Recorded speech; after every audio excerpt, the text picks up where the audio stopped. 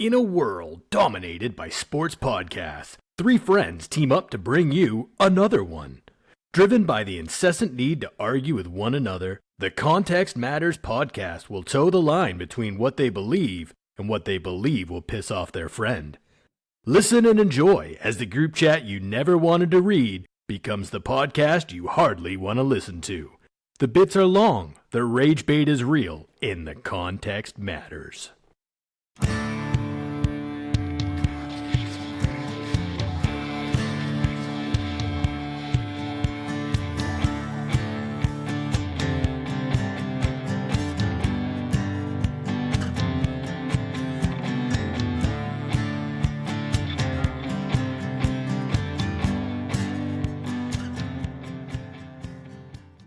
Welcome. Thanks for joining us here on episode 12. We are a dozen episodes in and still having microphone issues, but hey, we'll get there. It's Monday, March 23rd. I'm Bill. With me as always are David and JMO. How are we feeling, boys? I'm feeling so good. We just got a little bit more rain, possibly some snow. You really can't beat New England weather. It's just a trip. I love it. It's great. Yeah. How you Isn't feeling, it Dave? great? I'm fresh as lettuce. But yeah, same. Back to this preseason blues of spring coming and it's always rainy and now it's going to be mud season. But, I'll take it instead of snow. Yeah. Yeah, I can understand that. We actually took a nice walk out to the creek that's in our backyard, but it is a roaring river right now with all the snow that melted off and rained. So yeah, it's insane, how those seasons change. But on today's slate, we'll be talking quarterback rankings headed into the 2026 season, then hot topics from items around the NFL and beyond. We have the next round, Master Debater, getting into conspiracies with David's Kooky Corner, and we end the show with a little segment called Anything Else, where we touch on, you guessed it, anything else. But first, a word from our presenting sponsor, Hyatt Trucks. Are you tired of dealing with unreliable waste removal services or worse, the weekly dump trip? Say hello to Hyatt Trucks Waste Removal, Southern New Hampshire's top choice for dependable disposal. Based in Milford, New Hampshire, they serve Hillsborough County and beyond, including Milford, Nashua, Bedford, Manchester, and Peterborough. They're a family-owned business with over 70 five-star Google reviews, are fully insured, and ready to handle any waste removal needs.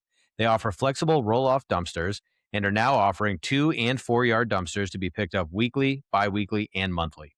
They offer comprehensive junk removal services, hauling away furniture, appliances, yard waste, and more. But let's talk about what can really make a difference in your week. Hyatt offers weekly curbside trash pickup to Milford, New Boston, Bedford, Jaffrey, Peterborough, New Ipswich, and surrounding towns beginning at just $40 a month. With provided barrels, options for recycling, and reliable pickups on time, every time. Ready to join the Hyatt Trucks family? Head to HIOTT-TRUX.com and sign up using code CONTEXT to let them know we sent you. Hyatt Trucks, you chuck it, we truck it, making waste removal simple and stress-free. Thank you for that, JMO. So getting right into it, today we're going to talk the top 32 NFL quarterbacks. So similar to how we talked wide receivers when we ranked wide receivers, we are talking going into the 2026 season, not necessarily situation dependent, but more what quarterback are you hitching your wagon to going into the season. So who would you pick for one season run in 2026 as your top elite quarterbacks? And unlike when we rank the wide receivers, we're actually going to go in reverse order this time, build the suspense up. So we're going to start with quarterback number 32. So none of us really had this guy ranked as an outlier. We're all kind of right along the same spot. I ranked him in 32nd. David also ranked him in 32nd. And JMO ranked him in 30th.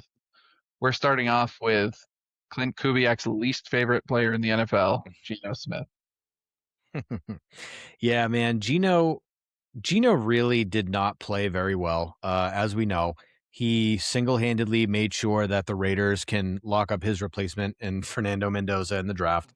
And the thing with Geno is that he was, at least like when he had his resurgence in Seattle, he was able to put up some good numbers, especially with passing yards specifically. He could really chuck it.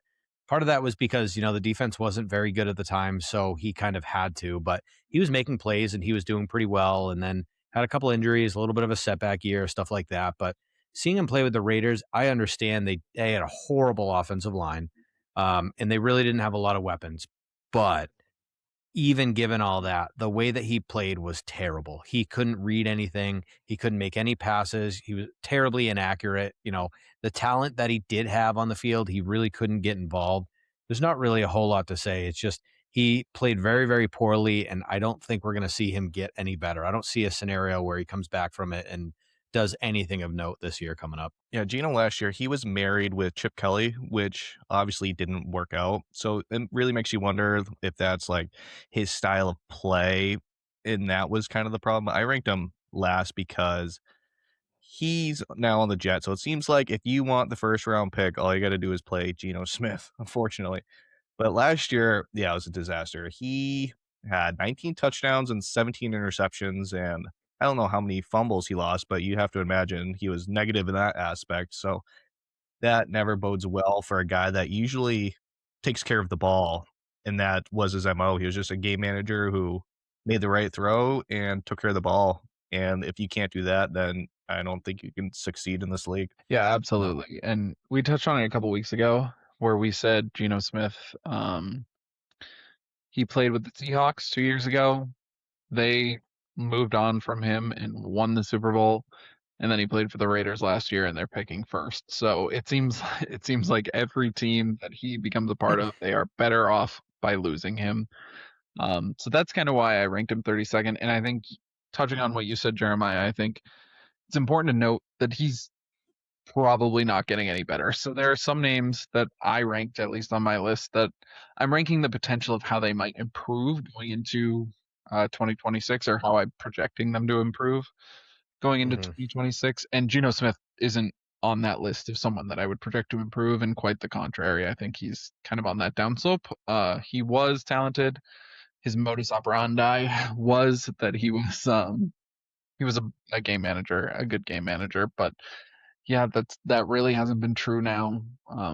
At least last year, and even before then, it was kind of streaky here and there where he was actually showing that decent talent.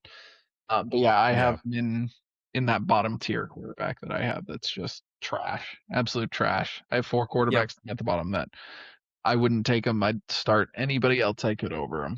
So Yep, I think agreed. that's a good segue into number 31. So I had him ranked 29th. So actually, I had him ranked the best in that trash tier. JMO had him 31st.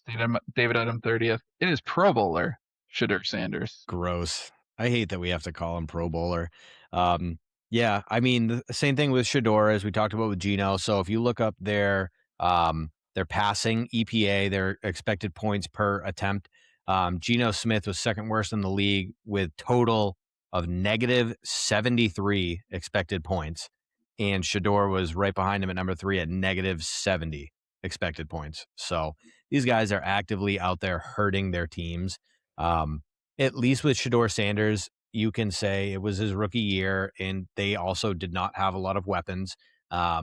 So there's at least the possibility of his athleticism and second year development.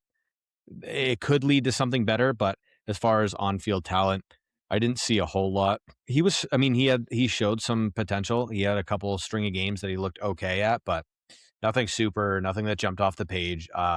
I think we're just going to have, I think he will get better because he can't really get worse. But, also he didn't know when and if he was even going to start with Dylan Gabriel and everybody else that they had there. The whole thing was a nightmare. I think going into it, it's still going to be a quarterback battle. So that competition isn't necessarily going to help him. It's just going to be more pressure for somebody that already couldn't handle it last year. So I don't think any of this is going to be good for the psyche. Playing on the Browns in general is just not good for the psyche. So I just don't see that second year jump being anything of note personally. Yeah, I agree. And Dave, before we intro to you, I just wanted to clarify a couple things. So you brought up the quarterback battle, JMO. So just for the listeners, we agreed on 32 quarterbacks that we believed were most likely to start at the quarterback position for the 32 teams. So these aren't even necessarily the top 32 quarterbacks we believe exist in the NFL. It's the most likely player to start on each of the 32 teams. And we kind of agreed upon that going in. And I agree. And I'm interested, David, where you're going to take this, because I pretty much agree with everything Jeremiah said. We've been pretty outspoken about Pro Bowler Shedeur Sanders. You, on the other hand, I feel like you've been higher on Shedeur. You've said you've liked what you've seen from Shedeur, but I, at 29th, ranked him higher than you did at 30th. So I guess you're speaking out of both sides of your mouth a little bit. So I'm interested to see how you like him and why you still ranked him 30th if you like him. Well, I can only rank him off of what I've seen. Like, yeah, I like him as a player. Will he fit the Monken system? Who knows? He didn't fit the Stefanski system, which is also its own disaster, where they didn't even like kind of create an offense to form until it was like too late and the season was already done. But I do like him. He definitely has potential. He has the football like wherewithal as a quarterback too. Like, he commands the huddle. That's the big thing. Like, Dylan Gabriel couldn't even like complete swing passes and screen passes, and that's kind of like just 101 quarterback play. Like, you got to do the minimum things to get to the more tougher things.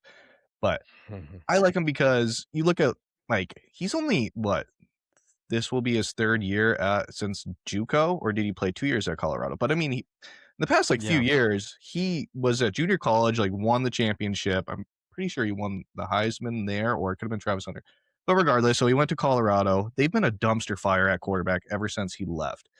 And he kind of carried that. Like, I watched a lot of those games because I like watching, I guess, that program. He did carry them, and it wasn't that good of an offensive system. So I do have hope that if he ever left the Browns, I could see him like doing like Baker and Sam Darnold and what all these other guys do when they like finally leave a terrible franchise and go to like a good home. But I don't think it's next year.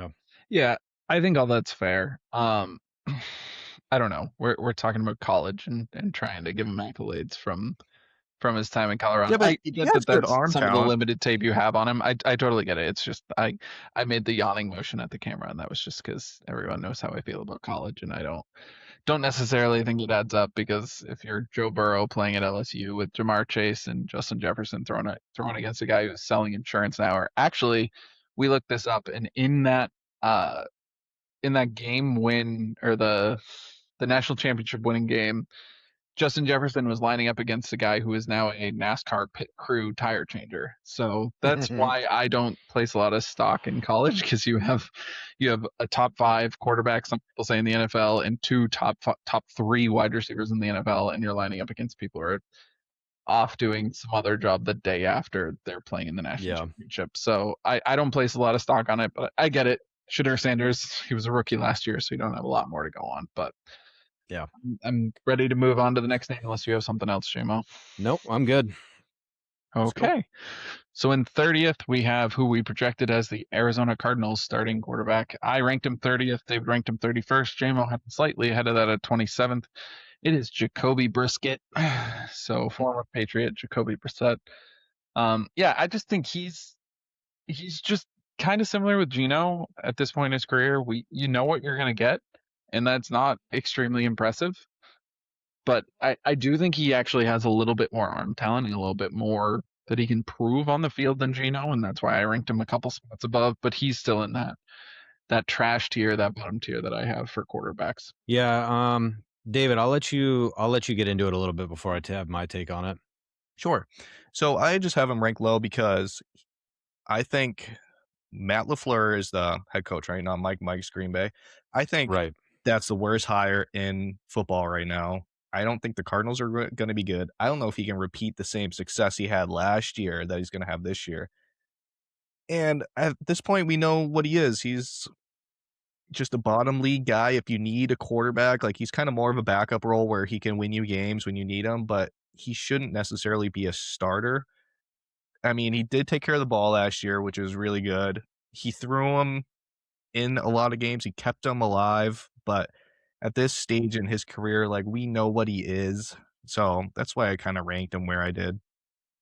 Yeah, I think he's Fitzpatrick without the Fitz magic. Yeah, I mean, so he came in and he did what he was supposed to do. My favorite stat about Jacoby Brissett is that by the time he came in, so he had 485 passing attempts in 11 games, which means in a 17, 18 game season, we're talking about over 700 passing attempts, which is absolutely insane. So, a lot of his numbers are exploded from that.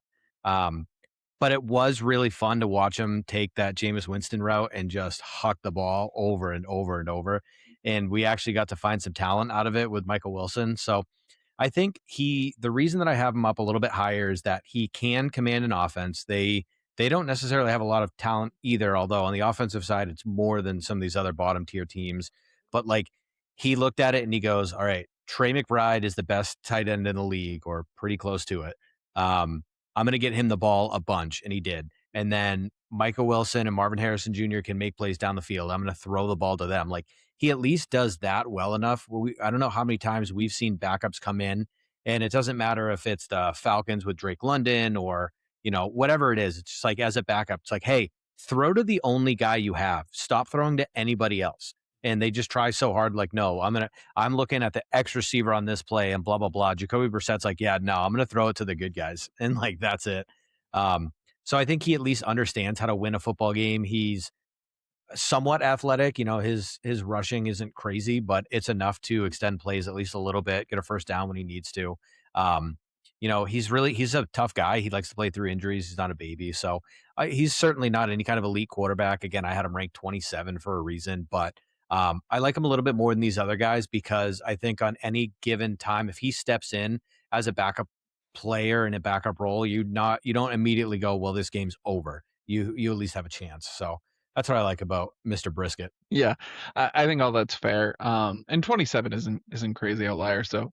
So I actually took it upon myself to mark when people were ranking the quarterback as what I would consider an outlier. So whether they were either 3 higher or 3 lower than what our combined list was set at, and at 27th with him ranked 30th, he's not even really an outlier on your list. Unlike this next guy. So moving into 29th, we have Tua Tagovailoa. I ranked him 31st. Jeremiah ranked him 32nd. So we both had him ranked in that trash tier.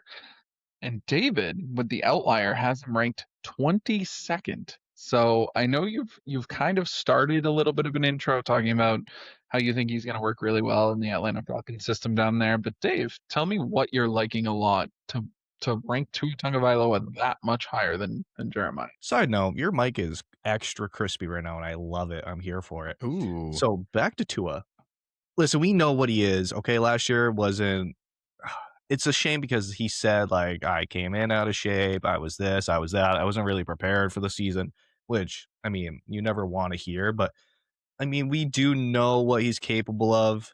With the Falcons has a ton of weapons. That's also a major factor. Me putting him up there, I think he's going to use those weapons. They have a strong run game. They do have Stefanski, so they're going to mix it up. I think they'll do stuff differently than what McDaniels had him doing. He is pretty efficient when he's healthy.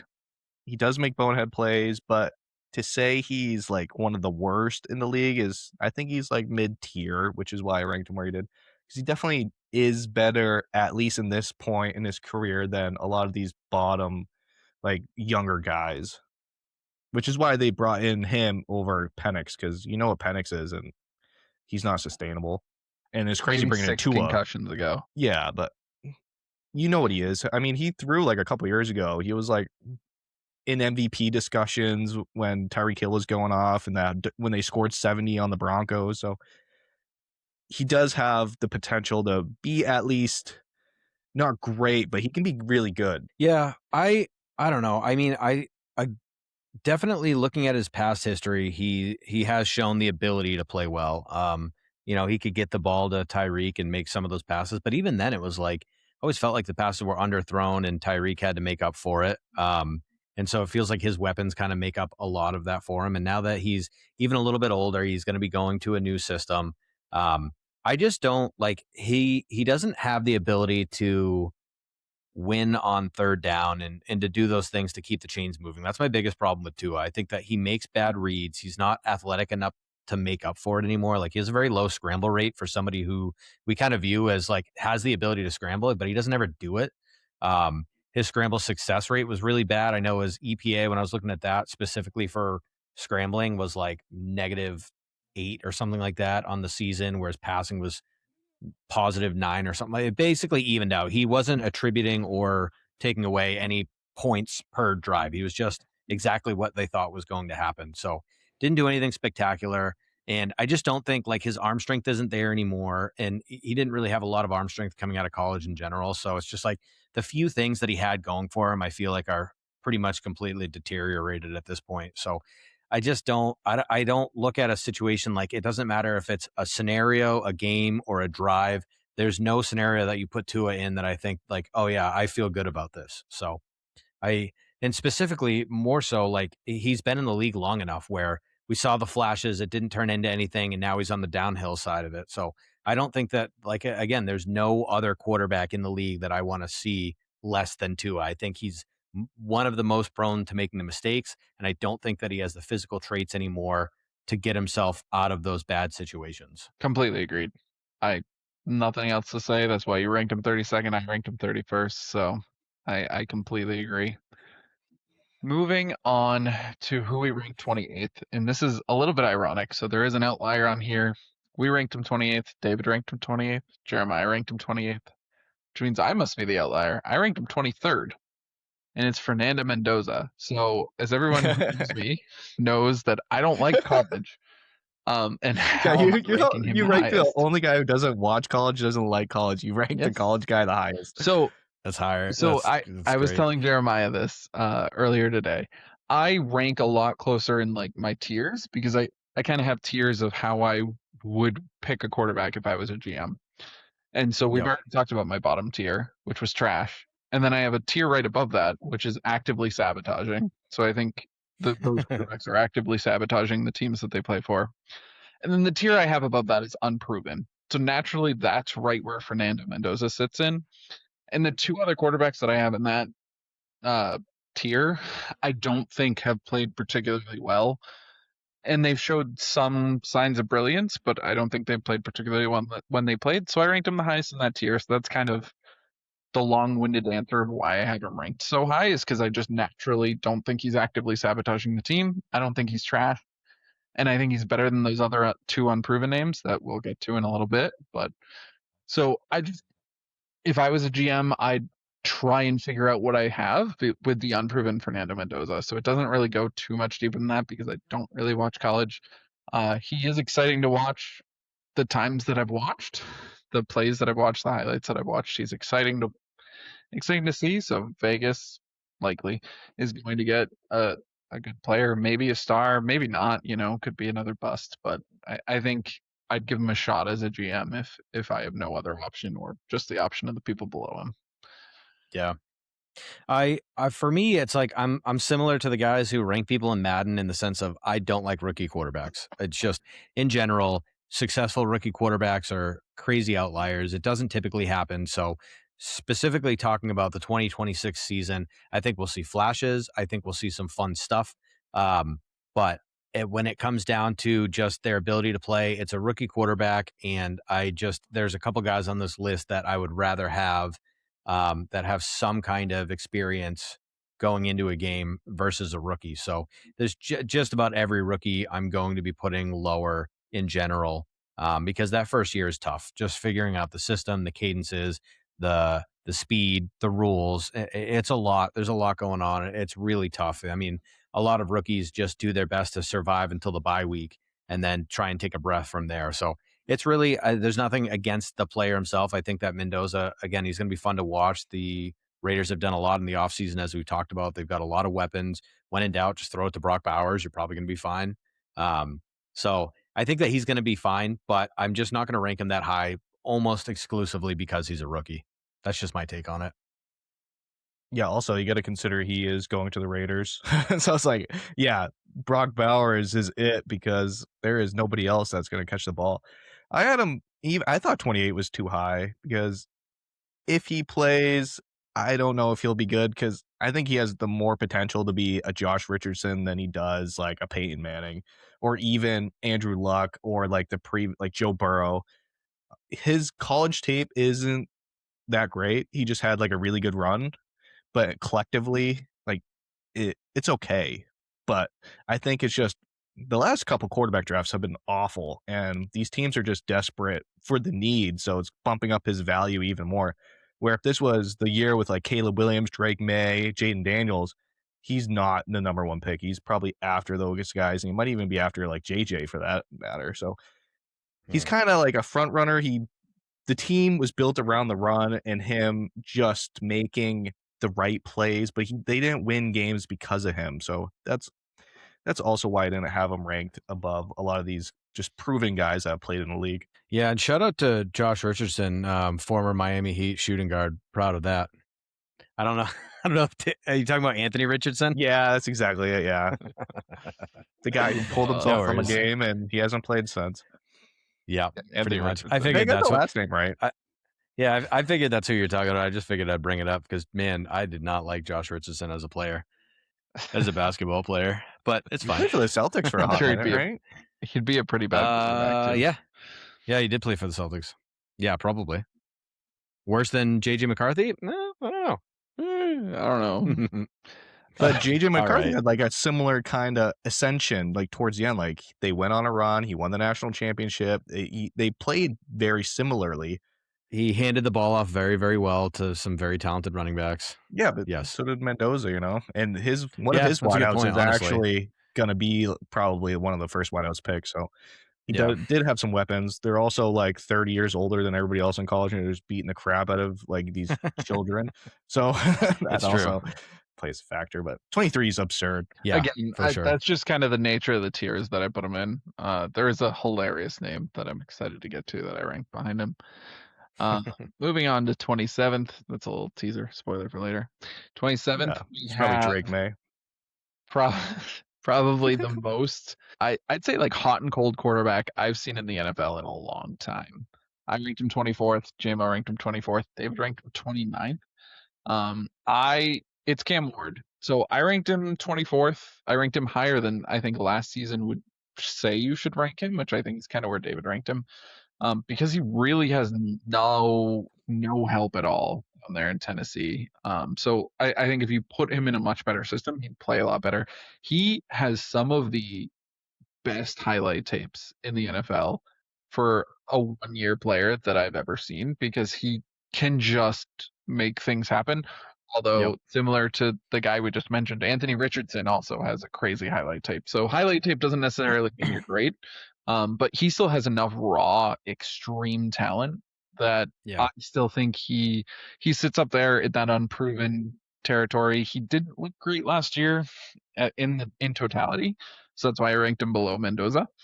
But I still think he is enough of a talent where I am excited to see him next year, and I ranked him in that unproven tier because I think he deserves a good, solid look. Yeah, my thing with Cam Ward is that he was the number one for pass EPA on the bad side of things. So he was responsible for negative 113 expected points. That's not good. Geno Smith, again, was at negative 73. Cam Ward is at negative 113. Now, I think the coaches hurt him a lot with that. I think that they were not running a great system for Cam Ward. And once they finally fired their coach, you saw a lot of improvement from Cam Ward. A lot of times teams will get a 1 or 2 game bump after getting rid of a coach and bringing in a new guy because players just play hard for that coach. You know, it's a proven thing, but Cam's definitely lasted a little bit longer. So in his last 8 games of the season, he had 10 touchdowns and 1 interception. So, and that's 8 games is a good stretch. So he started putting it together, especially with a system that was working better for him. My biggest thing with Cam Ward is that he had a 3.72% scramble percentage. And in college, that was his calling card. He scrambled a lot. He took a lot of sacks, unfortunately, which he definitely carried over into the pro football. So that hurts. But, you know, I think the idea was bringing him in. They're like, hey, don't do that. And he didn't. So he listened to his coaches, and I think it helped him in some aspects and hurt him in others. So if they're smart, if they're developing him properly, they're eventually going to let him run again and do the things that he's good at. They just want to make sure that his decision-making is where it needs to be before he starts doing that. So I think that's a little bit of a cheat code that hasn't been unlocked yet with Cam Ward that could make him a lot more of a viable option once he starts scrambling and you let that happen. I think the coaching staff just wanted to try and make sure that he was throw first quarterback. And it worked a little bit, like I said, towards the end of the season. So I think that if he can integrate some of that speed and playmaking ability back into his game, he's going to look and play a lot better. And you're going to see a lot more conversions on first, second, third down, and all the things that, keeps him from stalling a drive. I think that we're going to be able to see that, hopefully. So that's kind of why I have him up a little bit higher. Yeah, I have him lower because I think he's just guilty of the situation. I think he was overdrafted. I don't think he has the talent and the real ability that the number one pick should have. I think they should be like staples. I don't really view him as a staple. Maybe it's just the ugly year he had. I know they're getting Dayball, which should hopefully coach a lot of bad habits out of him. His worst habit by far is taking sacks. Granted, they're losing a lot of games. He's kind of just trying to Superman every play and get it all back. But he took 55 sacks for 410 yards, which led the league and by a lot. Mm-hmm.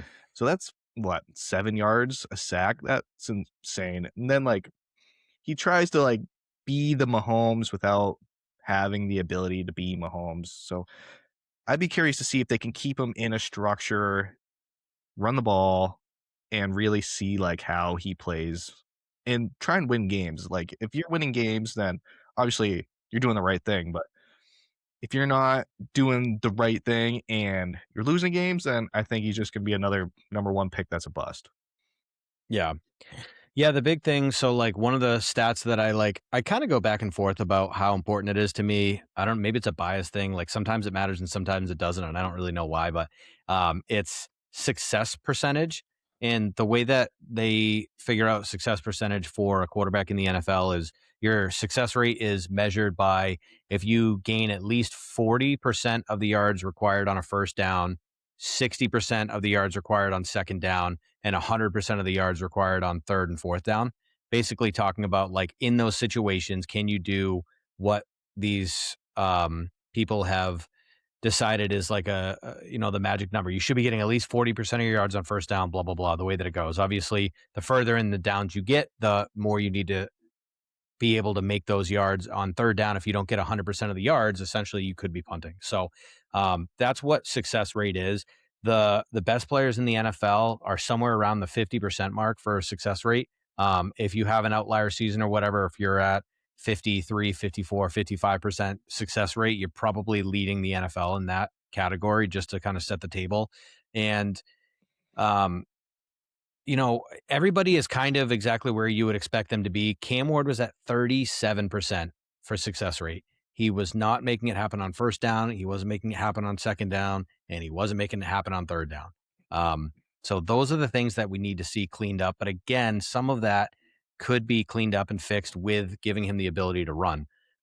If you have a quarterback that's not very athletic and strictly a pocket passer, and that success rate is a very low number, he's probably never coming back from it. So the one silver lining here is that he has those athletic traits to hopefully pull some of those numbers up, but we'll see what happens.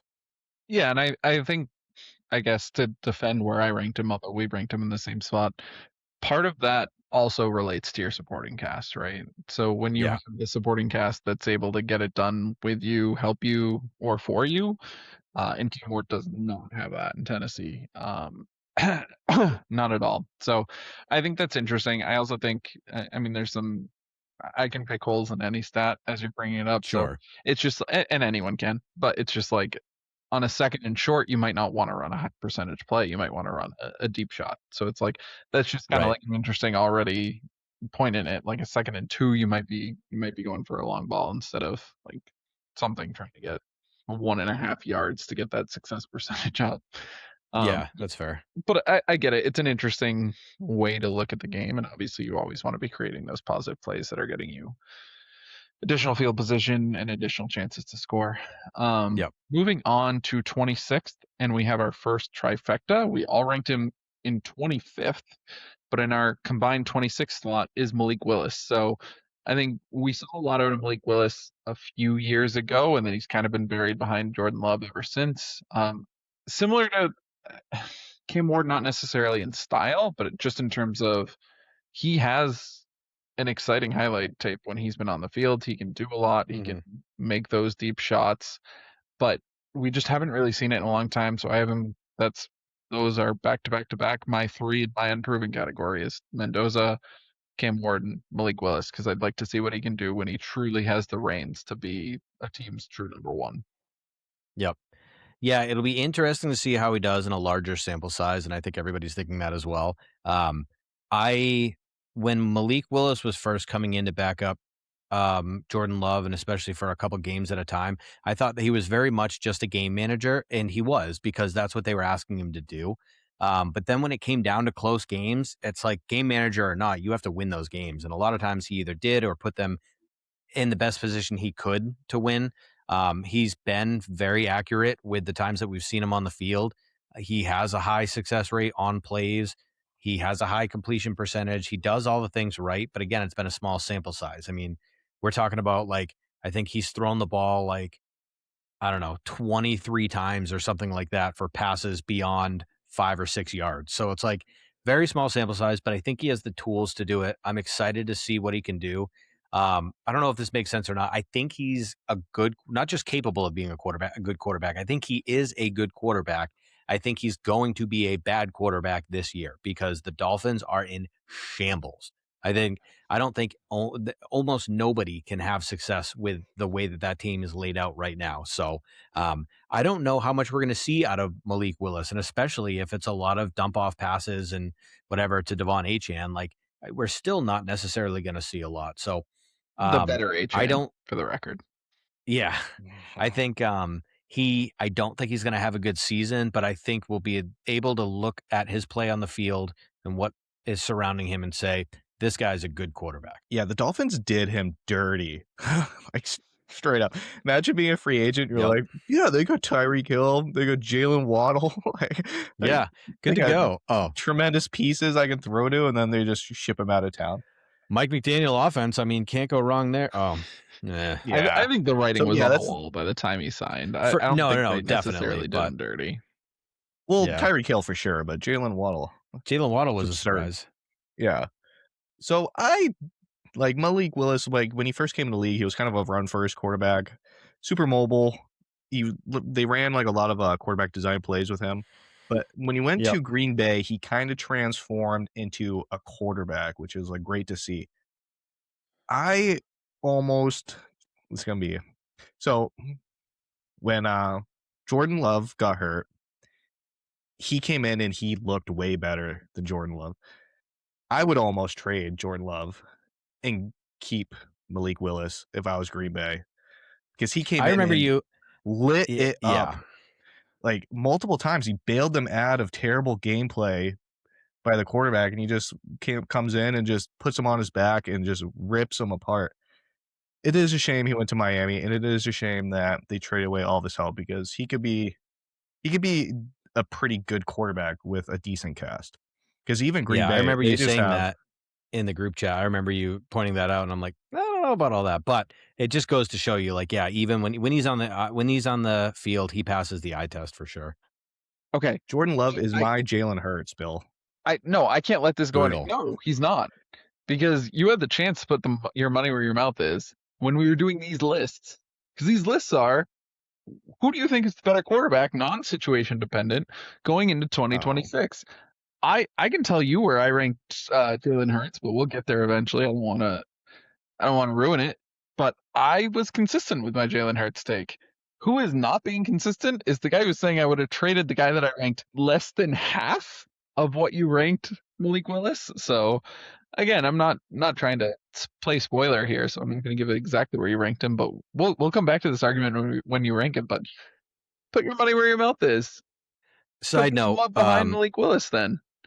we should have a little tracker on the side for how many times I drop a pen during a podcast, because I think I'm averaging 3 or 4 per podcast. I got to stop touching that.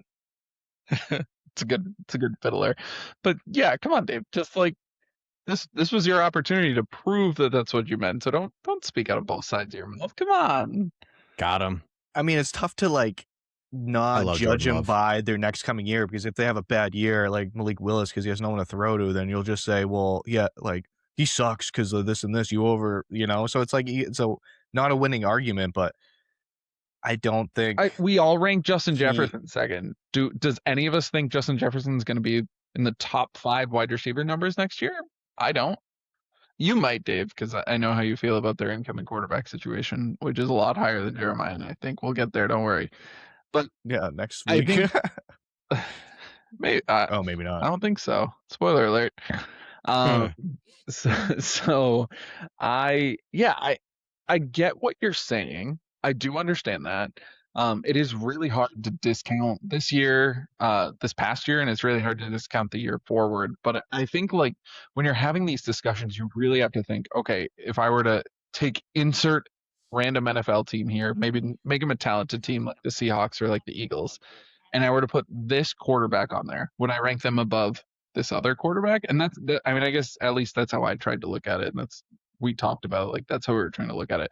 So again, I guess I get your overall point, but I'm just surprised that you are saying this now when you ranked Jordan Love. I mean, I'm looking right where you ranked Jordan Love, but it's Yeah, I ranked him just as high as decently high, but any of us three. You ranked I think him to the past highest of 10, any you're of just us. rolling dice at who's available at that. Like, so I also ranked Daniel Jones way too high. He should be like 27, but there's Fair not enough, that fair many enough. better quarterbacks. So it's like you're stuck no matter what you do. Fair enough. Okay, so time for somebody else to get on the hot seat. Jeremiah. So Yes, sir. in 25th, I ranked him 22nd. David ranked him 23rd. Jeremiah seems to put him in that bottom tier. 29th, you ranked him. It is Carolina's own Bryce Young. Yeah, look, I watch this guy twice a year. I promise you, whatever you guys are seeing, you're wrong. Anything that you saw out of him last year was strictly Tetero and McMillan making him look good. Bryce Young cannot read a defense. He's streaky. There's times where it looks like, oh, maybe this is the reason that he was picked number 1 overall, picked in front of CJ Stroud, whatever. He's not it. He's small. He's very undersized. He doesn't have any kind of speed to make up for it. We're talking about a guy who in 2024 was literally benched for Andy Dalton for 6 games. They brought in the red rifle because they thought this is going to give us a better chance to put out a product that people will watch. Like, I'm telling you, his inconsistencies will be the death of him. I like the guy. He's a really good guy, genuine dude. Not good at football. I've seen it. You know, they've tried to give him the opportunity. He has had good coaching now. You know, with Canales, it's just like you can only do so much. And I understand that they didn't have weapons for a while, but Bryce Young is just not it. It doesn't matter what you put around him. It doesn't matter the situation that you have going. Like in games where Rico Dowdle and Chuba Hubbard were just dominating and should be setting up perfect opportunities for play action passes, he was just like, he couldn't get the ball where it needed to go when people wide open. Like they would scheme their players open based on how the rest of the offense was operating, and he still couldn't hit them. And there are times, you know, he throws the ball right in the dirt and you're just like, what are you doing? It's like, it's almost a little bit like Tua, except Tua had explosive games and Bryce Young doesn't. You know, he's not just you're never going to see a game where Bryce Young goes out and throws for 300 something yards and 4 touchdowns. Somebody's going to look back and be like, actually, he did that last year, blah, blah, blah. But realistically, he's barely a game manager.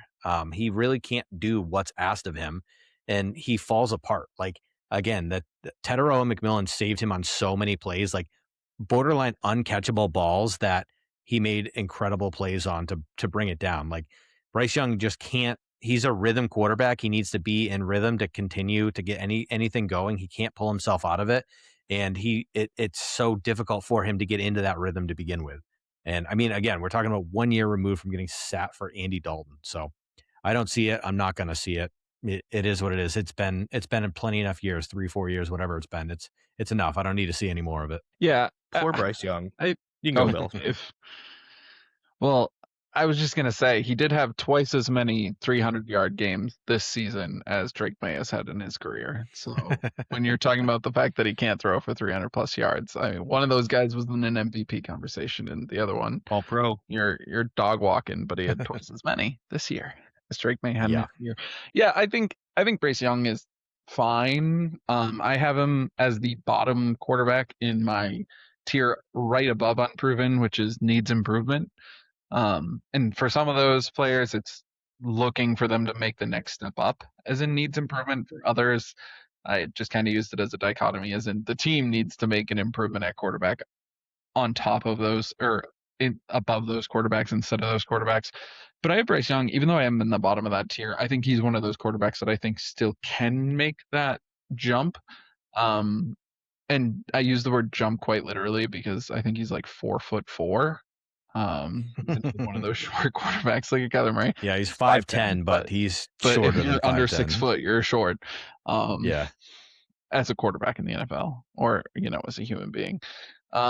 So yeah, I'm not huge on Bryce Young. Like I said, he's the bottom quarterback, right above unproven for me. But at the same time, I think he still is young enough where I can see him take one more step forward. I don't think he's ever going to be that true guy on a team, that true like franchise quarterback. But I do think he can be serviceable, and maybe spend the next 15 years backing up franchise quarterbacks after he loses his starting job. Yeah, he's just too small.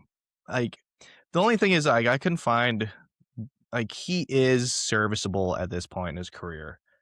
And like last year, I guess it was sort of like a recency bias for me to rank him where I did. He had a couple like really good games. I think he had like a shootout with the Rams where they beat him.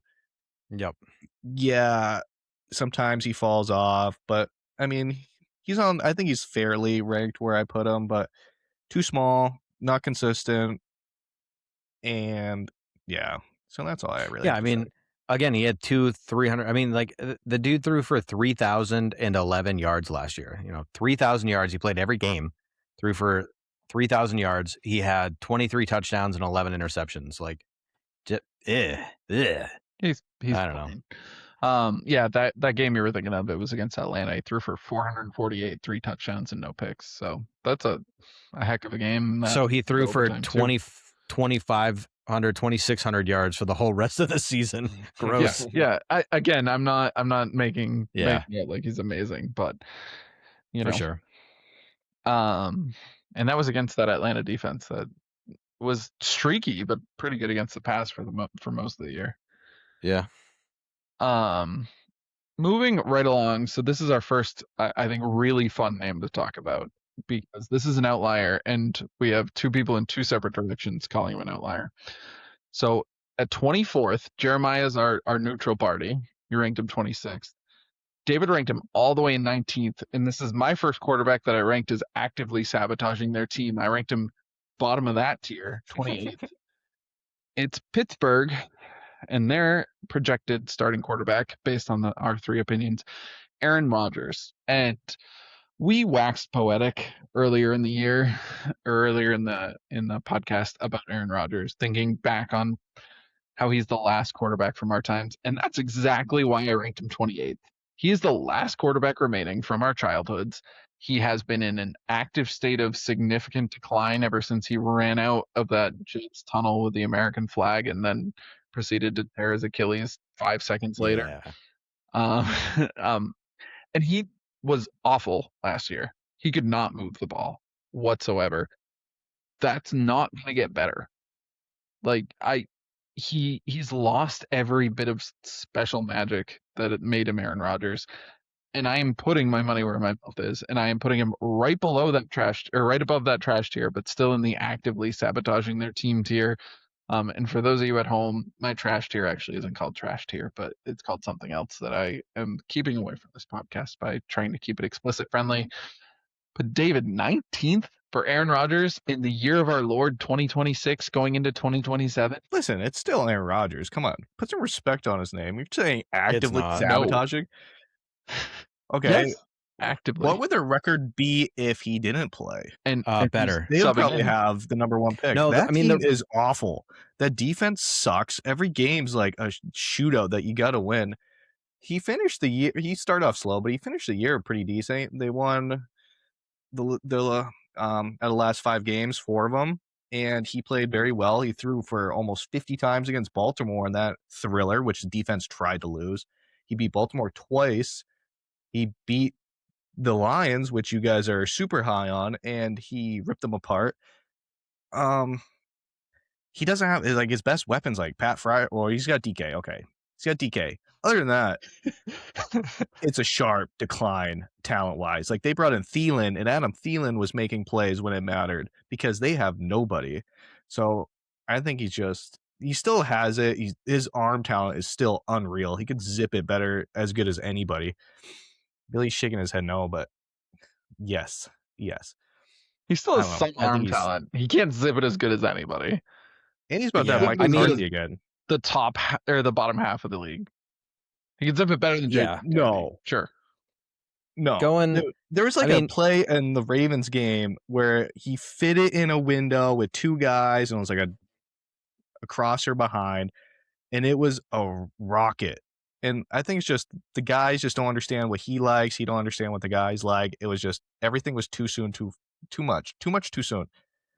And he's not like Brady. He's kind of like a relaxed kind of guy, where kind of nonchalant. Where Brady, when he got to Tampa, he like really, obviously, he changed the whole culture. Where Rodgers didn't do that. He just kind of just too laid back, and I think it proved in his play last year.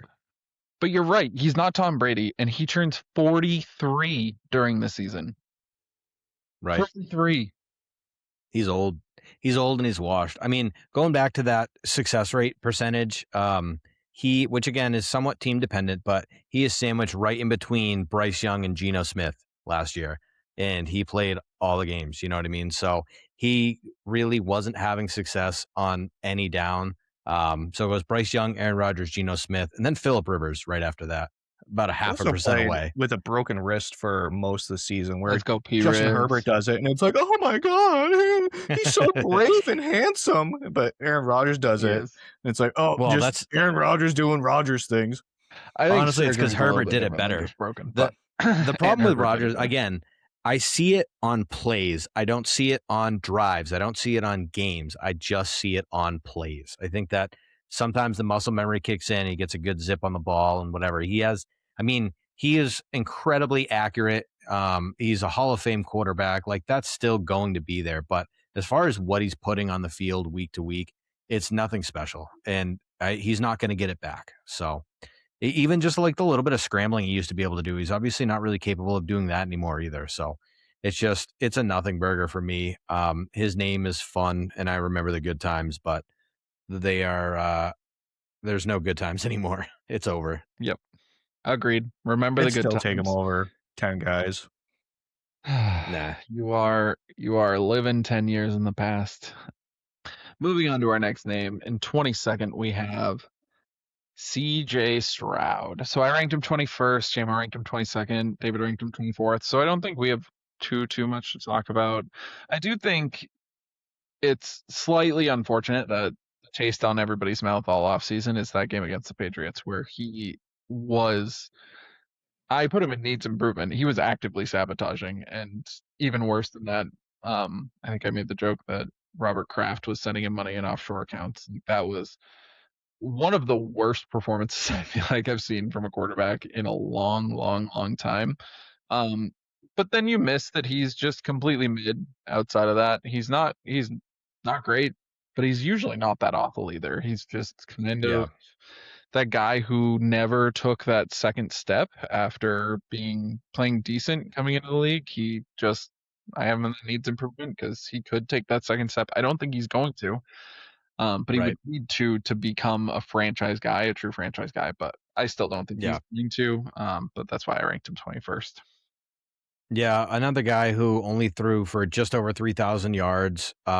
He did it in a little less games because he had some injuries, but 19 touchdowns, 8 interceptions. Not great numbers, nothing special. I mean, if you're not hitting 20 touchdowns, it's bad. But most of the time, I would say this doesn't really matter or you need to get over it. But dude, CJ Stroud misses Tank Dell like nobody's business. The connection that they had, along with obviously also having Nico Collins, but like, he loved Tank Dell, and it's been so sad to see since that injury. Like, he doesn't have a guy to make up for some of his somewhat errant throws, like Tank Dell was able to do, but just the chemistry and timing between those two, it's like CJ Stroud doesn't have that with anybody else. And I think it is a CJ Stroud issue. Like, you need to find a way to have timing with the guys that you have on the roster. But I don't know, even with like having what's his name? Having Christian Kirk, like Christian Kirk can do everything Tank Dell could do. And it was CJ Stroud's fault that he couldn't get him more involved. Nico Collins is kind of like, he's not exactly a route running technician. Just throw the ball up and let him get it. So those timing routes, it's just, he doesn't have it. And it sucks to see because he's another one that like you'll see flashes and it's really good. And you're like, because he's not a mobile quarterback. He's not going to run at all. He is basically just a pocket passer. And for somebody who's just a pocket passer, you need to be better at throwing the ball than what he is. And it's sad because I like him and I want him to succeed. But the timing and the rhythm, the back shoulder passes, the sideline throws, he just doesn't have that, or at least not with anybody on the roster right now. Maybe he'll work out with Higgins or Knoll and in the offseason, the rookies that they drafted last year, and get something going with them. But if not, it's going to be another year of rough sledding. That's just going to be, really good defense, probably a running game, and hopefully he doesn't throw the game away.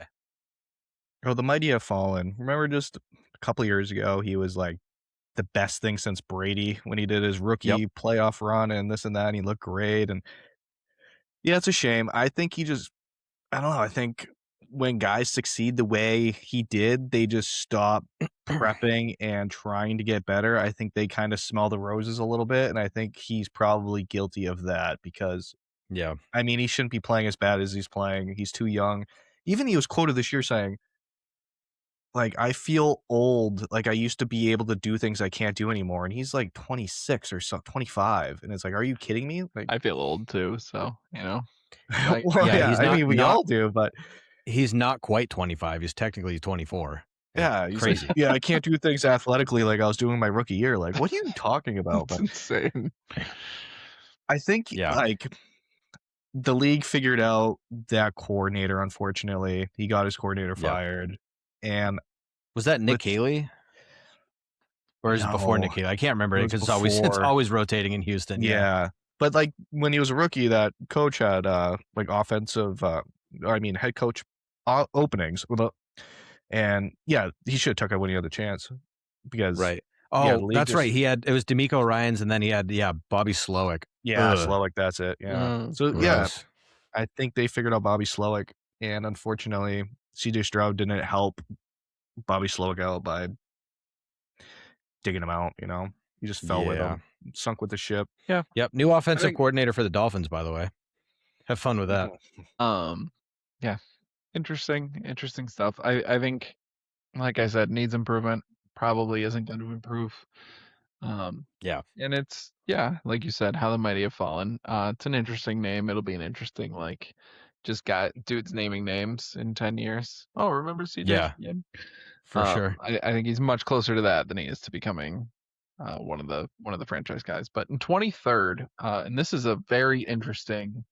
We have a sandwich in between the two quarterbacks who are coming off of potential rookie of the year candidacies. So we ranked them consistently between the three of us. That does not mean the same. I will say consistent, but not the same. So I ranked him 20th. Jama ranked him 20th. And David, you are the outlier. You ranked him 27th. And that is Jackson Dart. So exciting rookie. Played alongside another exciting rookie with Scatterboo before he exploded his ankle. I think he has all the talent in the world. Maybe not enough of the brain cells to make it work at the NFL level consistently. That's just mean. I mean that in terms of taking hits that he does not need to take, and that's usually not my saying. That's usually David saying. Just don't take the hits you don't need to take. And Jackson Dart he's not the big body size of some of the Josh Allens or Justin Herberts who take some hits that they don't need to take, but they're also big enough to kind of dish out the damage to the defender right back. Right. He's a lot leaner than the two of them, and than a lot of the quarterbacks that can get away, like a Cam Newton that could get away with being that bruising quarterback from a running perspective. 6'2", 220, not physically intimidating. Yeah, so I'm excited for Jackson Dart's future. But David, all the way back in 27th? I obviously don't think that highly of him. I think he's good enough to have splash plays and this and that, but I think he's just going to be hurt all the time. That's going to be what his career is because he just got to get down, get out of bounds, just whatever he has to do to stay healthy. He doesn't understand the importance of playing the next down or playing the next play. Like, if the play's dead, just cut your losses and just throw it in the ground or throw it out of bounds. But he has that kind of meathead mentality where he just has to get positive yards, and it's causing his health. And he has tremendous arm talent. I liked him at Ole Miss. He definitely misses Lane Kiffin. I Yep. like Lane Kiffin a lot. Great offensive mind. So I think it helped him get drafted where he got drafted, obviously. But I think he needs that type of coordinator to succeed. And I don't think the Giants are going to surround him with that level, unfortunately. Yeah, I mean, I would always bet money on the Giants messing something up with their football team. There's no doubt about it. But I mean, that's the biggest thing with Jackson Dart. As much as it's painful to watch him take those hits, his rushing ability is what makes him so successful. If you look at his rush EPA, the only person in the NFL that was better was Josh Allen. So Jackson Dart really is special on his feet. And then as far as like actually throwing the ball, I mean, he started 12 games. He played in 14 of them. He only threw 5 picks, and that's pretty impressive. Now, a lot of the balls that he was throwing wasn't exactly risky. It was a lot of underneath to Wandale Robinson. Tried to get the tight ends involved a little bit. They had a running game going, and then if he did take deep shots, he'd usually throw them. If he missed deep, which you're kind of supposed to do so that you're not necessarily going to be throwing an interception. But again, only throwing 5 interceptions as a rookie and starting 12 games, like that's pretty solid. So for somebody whose superpower is running more than it is throwing, to at least be competent at throwing is huge. So I love watching Jackson Dart play. He's explosive. He's fun. I do agree he's not going to have a long career if he keeps playing the way that he does, but that is what makes him special and what kind of gives him the nod above a lot of these other guys for me, is that he can create these plays and do things that other players just can't do. And those things are going to help you win football games. Yeah, but I guess my counter to that is you could probably go from having the second best rush EPA as a quarterback to maybe like the 5th if instead of finishing all those plays on your feet, you finish a few of them sliding, right? So it's For like, sure.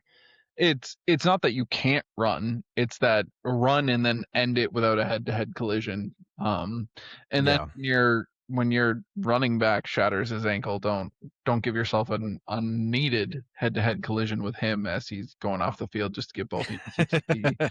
Don't That was worry, we'll get wild. there, Scattaboo. But yeah, I just think running might make him special. But I kind of rock with what David's saying is it's most of the time you're not like, it's not running making you special by breaking tackles as a quarterback.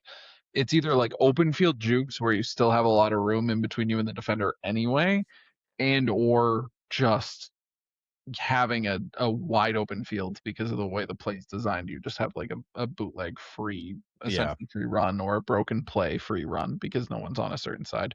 So usually you still have plenty of ability to slide unless you're going for that 3rd and 12 and you need that extra yard to get the first down. Other than that, I really don't think it's all that important to take a hit as a quarterback. And the smart ones know when to slide. And like I said, he's not the size of a Josh Allen or a Justin Herbert, and maybe that's part of getting used to the NFL because maybe that his size at Ole Miss might have been fine because he's playing against somebody who's selling cars in Topeka, Kansas right now, but that's not what he's doing in the NFL. He's playing everybody on that defensive side is bigger than him, including plenty of the corners and safeties. Yeah. So all right, we're falling behind. Let's see if we can pick it up a little bit, boys. You got it. So 21st, we have Kyler Murray, and it's another one of those fun. Somebody is an outlier on one side, somebody is an outlier on the other. So Jeremiah, again, you're the neutral party. You ranked him 23rd. I ranked him all the way back in 27th. I think he's actively sabotaging right alongside Aaron Rodgers, especially when Call of Duty comes out. And Dave, do you have him ranked 15th? So you think he's a top half quarterback in the league right now? So I just think he's kind of similar to CJ Stroud, where I feel like he had a lot of success early on in his career and then just never took that next jump. And he's similar to Bryce Young in stature. So I think both of those combinations don't make a great quarterback. Especially, I mean, going to Minnesota, he is going to have Justin Jefferson, but a new team, a new scheme. I just don't see it happening with Kyler. KOC is going to whip up an offense that we haven't seen in a while, and it's going to be great. He did amazing things with Kirk Cousins, and he is at his couch right now just taking phone calls and hanging out because he is washed. So Kyler Murray, I mean, He's we better know than Kyler he's Murray. a great talent. Yeah, okay. I don't Or know else about Kirk that. Cousins is the better Vikings. than Kyler Murray. That's absurd.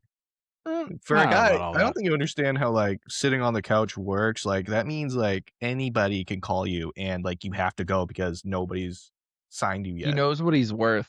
He's worth more. Yeah, 80 Yeah, no, million. I don't know if you've seen how much money he's made over the life of his NFL career. He's made plenty of money. Yeah, so he probably But- it's not worth him to play for a vet minimum for a team that It's not worth it is just for me to giving have him to as a watch cer- him play. he is I better mean- than 6 or Okay. 7 starting quarterbacks in the NFL today. You guys like Jaden Daniels a lot, right? No, I love Jaden Daniels. He had Cliff Kingsbury. Who had Cliff Kingsbury? Kyler Murray. When Cliff Kingsbury left town, what did Kyler Murray do? Poo-pooed himself. What's Jaden Daniels going to do this year? Poo-poo himself. You shut So- your gosh darn mouth. He will 'Cause not. they're the same player, just one's a little bit taller. That's all it is. So Stop it. you want to hate on Kyler Murray, they're the Yes. same guy. But you put Nope. Jaden Daniels, you put Kyler Murray on the Vikings with that loaded offense with a great, probably the best mind in football. I'll say it. I think, Mhm. I already said that I think they're going to win the North, but I think they're going to be tough to beat because defensively, Yeah. they still got B-flow. That defense is going to be solid. So, I mean, Yeah. all you got to do is just not lose the game. And I mean, JJ McCarthy couldn't do that. So you put a nice trusted guy, Kyler Murray. He is better than I JJ think he'll McCarthy. succeed. I think that's fair. That's true. Yeah. I mean, we are talking about projected starters here. Yeah.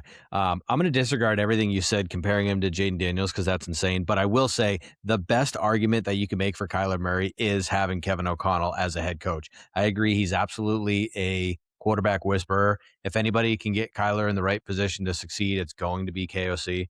So I agree with you 100% on that. And the other thing with Kyler is what frustrates me most about him is that he loves to just throw the ball in the dirt or give up on the play and go down instead of taking a sack. Like he'll just go down instead of getting hit. But unlike Brady, he doesn't have the firepower to come back and actually make the right play the next play. So that's my issue with him. However, that will work with a good defense and a good offensive coach because it's preventing him from making a turnover. So if he can keep his turnovers down, let the defense do the work and just kind of game manage a little bit and throw it to his stars, I think he could be pretty good. And I think in that offense, it'll allow him to like to be special again. What Kingsbury figured out. It let his talent shine by like the play design, where KOC will kind of do similar things. Hopefully, because when He'll Kyler's be good, he's great. fun to watch. He'll be great next year in Modern Warfare 17 in the NFL. Our next name, so I spoke about it when we intro Jackson Dart. So it's kind of that other name that was in the rookie quarterback carousel and rookie of the year conversation. It's Tyler Shough. So we have him 20th. I have him 19th. JMO has him 19th. And David has him 26. So that's why I said consistently. It's literally Jackson Dart, same rankings, but +1 for all three of us. Right. So I feel like we can copy and paste that argument here, other than the fact that he doesn't necessarily take all the scary hits that Jackson Dart is taking every other play.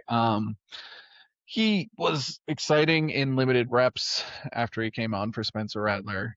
I'm not going to act like I know any more than Jeremiah knows on this subject. As a Saints fan, he is a resident Tyler Shough whisperer, so I will cede my time to the senator from New Orleans. Thank you. Yeah, I mean, the thing with Tyler Shough, he's not quite as good at running the ball as Jackson Dart, but I think he's better at throwing the ball.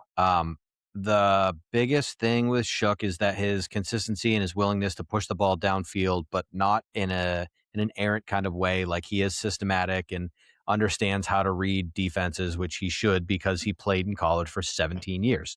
That's the thing. When you get these guys that played so much in college, you expect them to have a better rookie year than other players because they've just played more football. Like that's what we talk about with Anthony Richardson. Guy played like 24 games between high school and the NFL. That's an issue, and we saw it on the field. Tyler Shough played 240 games, probably more than that. So, he, unfortunately, I think his ceiling is capped.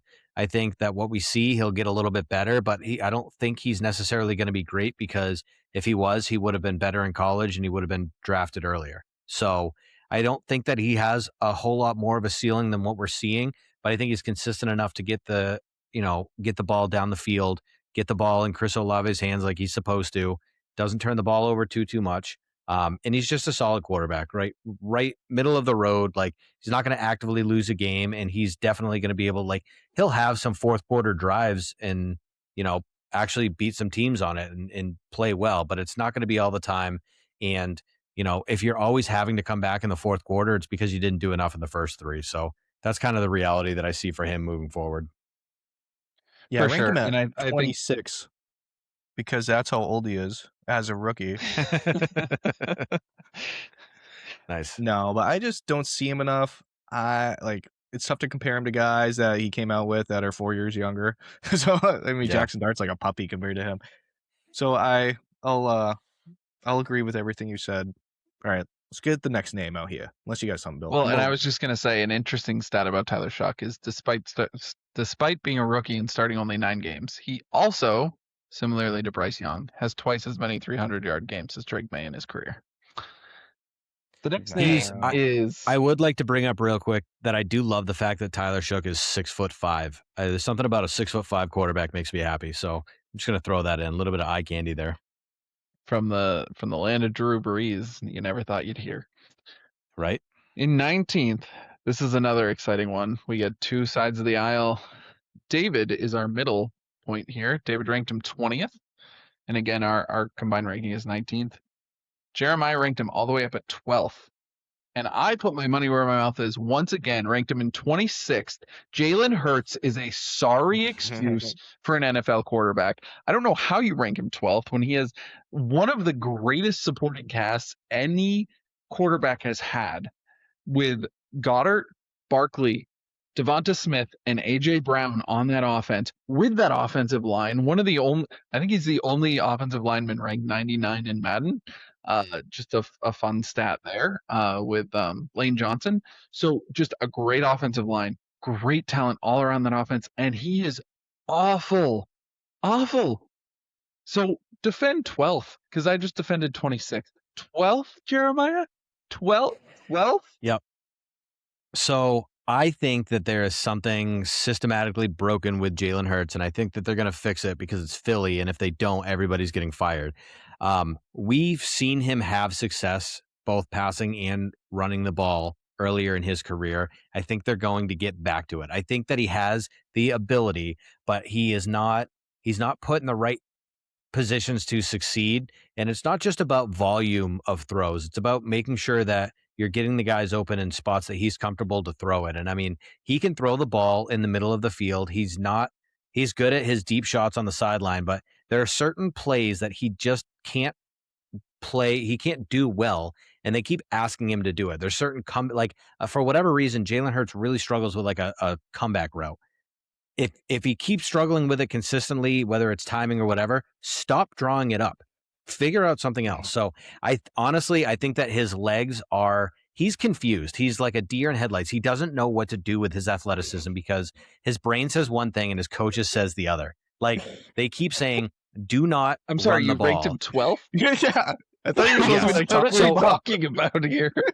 And what I'm trying to say is, he struggles with Yeah. any play where he doesn't turn around and hand the ball off to Saquon Barkley. That's what Jalen Hurts does. I think there's a couple routes that he struggles with, and they just try and make him throw it in bad timing, bad positions. So I think that he has all the physical abilities to do it. I think the year that they went to the 2 out of 3 years that they went to the Super Bowl, he was throwing the ball just fine. They're going to get back to that. And honestly, again, I think his legs are his superpower, and people aren't letting him use it. And I don't know why, because he has that ability to open up the field. And I think when he uses his legs, he makes more people account for him. They have to have somebody spying rather than dropping back in coverage. And everything that goes with that. So I think given the right offense and the scheme, which I think that they will do this year, I think they're going to put him in a position to succeed. And I think you're going to see he's going to have a year. What we saw last year is never going to happen again. I will not be surprised whatsoever if we see 2 wide receivers on this team break 1,000 yards. And I know it sounds crazy based on what we just saw, but given health, I genuinely think that they're going to have the ability to do that. I think that he's going to throw the ball very well, short, intermediate, and deep. I think that he's going to come back with a vengeance and show everybody he is not what they saw last year. I think that he has the size, he has the speed, he has the ability. I think it's the coaching that's throwing him off and holding him back, and I think that gets fixed this year. So I know we're tight on time. I just want to say one more thing. I get Sure. everything you were saying. It was hilarious that you started off your you said like he's gonna get better, but here's everything he sucks at, and that was a Yes. long list. So Yeah. I get what you're saying. Like maybe they'll put him in a better position to succeed, and that is the job of an offensive coordinator. But I will just say, like you said, the last time we saw him, yada yada yada. Well, the last time I saw Jalen Hurts, he was throwing a pick six to Amani Brown. If you don't know who Amani Brown is, that's because you're a human who doesn't know who plays for the Team USA flag football team. Because Jalen Hurts threw a pick six to a flag professional player, not an NFL professional player, yesterday. So even in the offseason, throwing pick sixes in big games. On to the next name. So this What? is I didn't even get to talk about him. Unbelievable. Oh, sorry. Go ahead. Talk about Jalen Hurts. I'm sorry. There you go. I know we Because I had a we kind of middle. monopolized the time. Unbelievable. I'm just getting booted out. Yeah, his superpower is his legs, and that's what happens when you squat 600 pounds. So he definitely needs True. more design runs. But I ranked him where I did because, like I said about a lot of these quarterbacks, they're not good enough to overcome bad coaching. And he falls into that category, which is why I don't think he's close to a top 10 quarterback. I think he is what he is. His arm talent is decent. I don't think he's like that accurate. He doesn't throw that good of a deep ball. They're probably losing A.J. Brown. I think the Eagles take a step back because of that offense this year. And I don't think that coordinator is going to do anything either because they had 11 interviews and they hired the 11th person. So that tells you exactly what is going on in Philadelphia. I don't think anybody wants to be there. Yeah, absolutely. Although I will say that one thing that while I'm looking at the list makes me almost want to puke is the fact that you're on my side in the argument, but you ranked Aaron Rodgers at 19th, right ahead of him. Moving on. We have an 18th, and this is actually a place where maybe I didn't put my my money in the right spot enough because I was actually expecting to rank this guy a lot lower than both of you, and you guys were consistent in where you ranked him. Both of you ranked him 21st. I ranked him 15th, and this is a quarterback I have been very, very outspoken against. And now I'm basically going to ask you guys, where were you when I was calling the Denver Broncos and Bo Nix frauds last year? And you guys were just, oh yeah, Billy's just saying the number one seed in the AFC is their frauds. You ranked their quarterback 21st? I ranked him 15th, and I thought that was kind of low. Like he had a decent season last year. He's playing in the Sean Payton system again. They just got Jalen Waddle. They got Courtland Sutton. I know we're not supposed to like take that into account, but I mean, he proved he was a decent, serviceable quarterback last year. So 21st is surprising out of both of you. So I guess I'm interested to hear where you guys are both so low on Bo Nix. For me, I think the clock is ticking on it. Another guy that played in college for 17 years. His bread and butter in college was throwing low ADOT stuff, average depth of target. So screens and just very short routes and whatever, and just taking what the defense gives him as long as it's within 5 yards of the line of scrimmage. And Sean Payton's been able to use him that way and successfully. I mean, he threw for 4,000 yards 2 years in a row, which is very impressive. But again, it's because he's seen a lot of football and he's been able to, like, I don't think he can read and dissect a defense. I think somebody's in his ear saying, this play will work and this is who you're throwing it to. Get the ball there. I don't think it's happening on his own and organically. I think it's very, very, very scheme dependent. And so, I will say his legs are another thing that are I think Bo Nix's legs are impressive. That's what you want to hear. Third leg? But yeah, well, maybe. He has, he does have the ability to make plays and it's impressive and fun and everything that goes with it. But I just don't. I don't know. I don't see it continuing. I don't see that continued success. And I can't exactly put my finger on it. It's a system quarterback. It's all Sean Payton. And I think even with Sean Payton, I just think that time's running out. People are they know what they're going to get out of Bo Nix. It's going to be screen, deep ball, screen, deep ball. And, it's just not going to be successful anymore. Those like outlier 50-50 balls that Cortland Sutton has made a living on, like it's not going to continue to, the law of large numbers is going to catch up with him. He's not just going to keep catching all those things. And I just don't see the success continuing. I don't see any specific talent. Again, he's good running the ball, but there's nothing out of his arm that makes me even a little impressed. Yeah, the problem with him is consistency. So when he has a good game, he has a great game. But when he has a bad game, it's awful. So I ranked him low because I just think last year could have been an outlier year where I think he is a kind of a bottom tier quarterback in that aspect. And he is definitely benefiting from the scheme of Sean Payton and the weapons that are in Denver. Yeah, he ran the most plays out of any quarterback in the NFL. He had 717 plays, and that's just because of the speed of the offense and just how good their defense is getting the ball back for him. So a lot of those numbers are inflated by the fact that he played more snaps than anybody else in the NFL. Yeah, and even though I'm the guy who ranked him higher than both of you, obviously I'm not very high on him either. And I'll finish the sentence for you, David. When you said when he has a good game, it's because the yak is working for them. Because I completely agree with Jeremiah. I get to watch a lot of Denver games as a Chargers fan, and it is screens galore, out routes galore, just short out routes, not even like 10-yard outs, like 5 and 7-yard outs.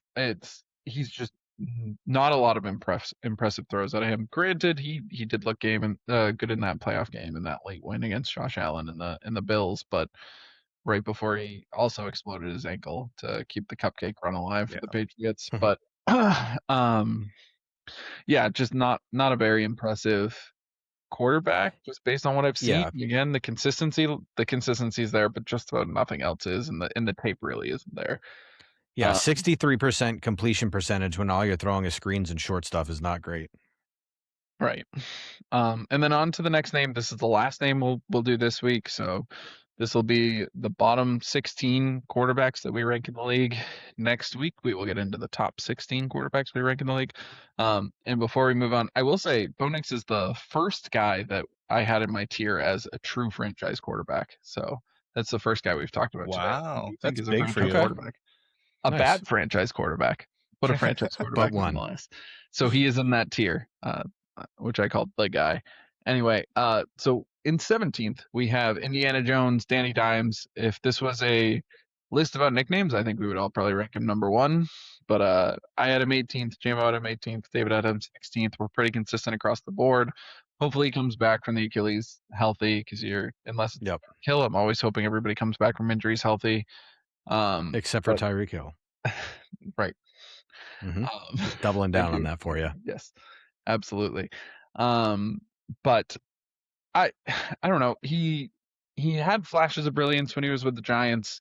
Last year, kind of everything went together well with Indianapolis, but how much of that was system and Jonathan Taylor? So it's hard for me to rank him any higher than that 18th, 17th, 16th, middle of the pack. But at the same time, I don't want to rank him lower, because he did show flashes of brilliance with the Giants and then finally put it together.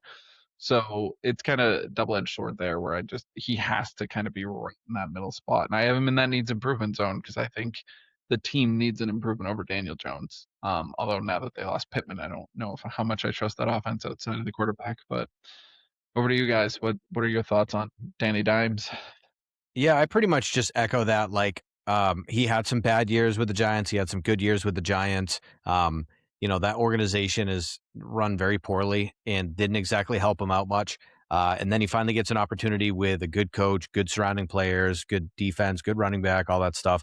And he played really, really well. So it's like, I am not going to ignore the bad years for the Giants, but I'm also not going to ignore the very impressive year that we saw last year. Obviously, again, the injury, we hope to see him come back and play well, but Middle of the road seems perfect. A lot of the guys that we've already talked about, I would rather have Daniel Jones, even just from what I saw from him last year and knowing that he has the experience that he has, would take that over all the other guys that we've talked about. So, except for Jalen Hurts. But with that being said, he definitely, he has the ability. He can run a little bit, just enough to make some plays. He makes good throws. He makes good decisions. Middle of the pack seems perfect. Again, I know he had some bad years, but he had some good years, and last year was phenomenal. So Yeah, I think it's exactly where he needs to be. same. I think he might have to change his style of play a little because coming off an Achilles injury isn't the best thing to do when you're kind of a mobile quarterback like he can be. Like the first year when you come back is usually like you're not 100% ready, they say, until like year 2 after an Achilles. Yeah. So it takes like a full year to get comfortable and then use it actually for bursting. So he's definitely gonna have to change his style of play. He reminds me of Kirk Cousins on the Vikings, where Kirk Cousins played better on the Giants, but just kind of like a no-name, lesser-name quarterback goes to a lesser-name team, and it's just like lightning in a bottle. Somehow their styles mesh just perfectly, and just fireworks happen. And they were so hot when he was playing. It's such a shame like he got hurt because it definitely would have changed the whole So season hot. for the So hot. so That's hot. hot. Yeah, I agree. And when him going down, that's one of those injuries that you're like, damn, man, I really wanted to see what that team could do in the playoffs. Yeah, because they were bulking up for it too, so you know it was coming. Yeah, Yeah. I agree. Yeah, absolutely. It'll be interesting to see how he comes back off of that. We're obviously seeing Tatum come back off of his Achilles. I don't know. I think while Daniel Jones can be a mobile quarterback, it's not like a Lamar Jackson coming off an Achilles. I'm not overly worried that he can't be effective. But for sure, I get that he can be mobile, and he's surprisingly mobile. But yeah, so we will do 16 through 1 next week. We definitely have some exciting controversies and discussions to still have as I look at the list to my left. But we'll be doing that next week, so make sure you tune in. Now on to hot topics, not sponsored. So I had a few hot topics that we could talk about. Jalen Waddle was the biggest kind of free agency period, even though it was a trade free agency period move that we saw. Yep. Moving from Miami over to the Broncos that we kind of touched on when we talked about Bo Nix. When we talked about Jalen Waddle in the wide receiver rankings, I don't necessarily see him as a top tier wide receiver anymore. He's kind of like, I don't even think I ranked him, or if I did, I ranked him like one of the bottom 4. So I don't think this is really a needle mover trade. But it's definitely another good piece for Bo Nix, and another scary item for me as a Chargers fan, as everybody in my division continues to get better. Yep. I don't get it. Like I like Jalen Waddle, and I think that he's better than every other receiver on that team. But just as far as like I don't know, I guess he'll mesh well with Bo Nix. I just don't understand because like, yes, I think he's better than Courtland Sutton. Check my rankings. So I just don't really like the fact that I don't know. I really like Pat Bryant, the rookie that they had last year. I think that he can come along and do well, but he's going to operate in the same area of the field, kind of the same way that Evan Ingram does as well. So Jalen Waddle's not going to be your deep threat. That doesn't make any sense. You've got Marvin Mims and Troy Franklin to cover that, I guess. You've got little Jordan Humphrey, who just follows Sean Payton anywhere he goes, and you'll see him on a couple, like more plays than you should. So you've got them, you've got Pat Bryant, you've got Courtland Sutton. I just don't understand what they're going to do. Like, you should feature Jalen Waddle, but if you feature him, I don't know what you're going to do with everybody else. So I just, again, for that team, I just don't really get it. But like in a vacuum, I think he's going to be very good for Bo Nix. So overall, I'm happy for him, but it's a high price to pay. So I don't know. I guess we'll see at the end of the year. Did that work out? Maybe, maybe not. Yeah, I think it will, because you have the possession guy that Sutton is, and you're going to have to worry about this explosive guy that Waddle is.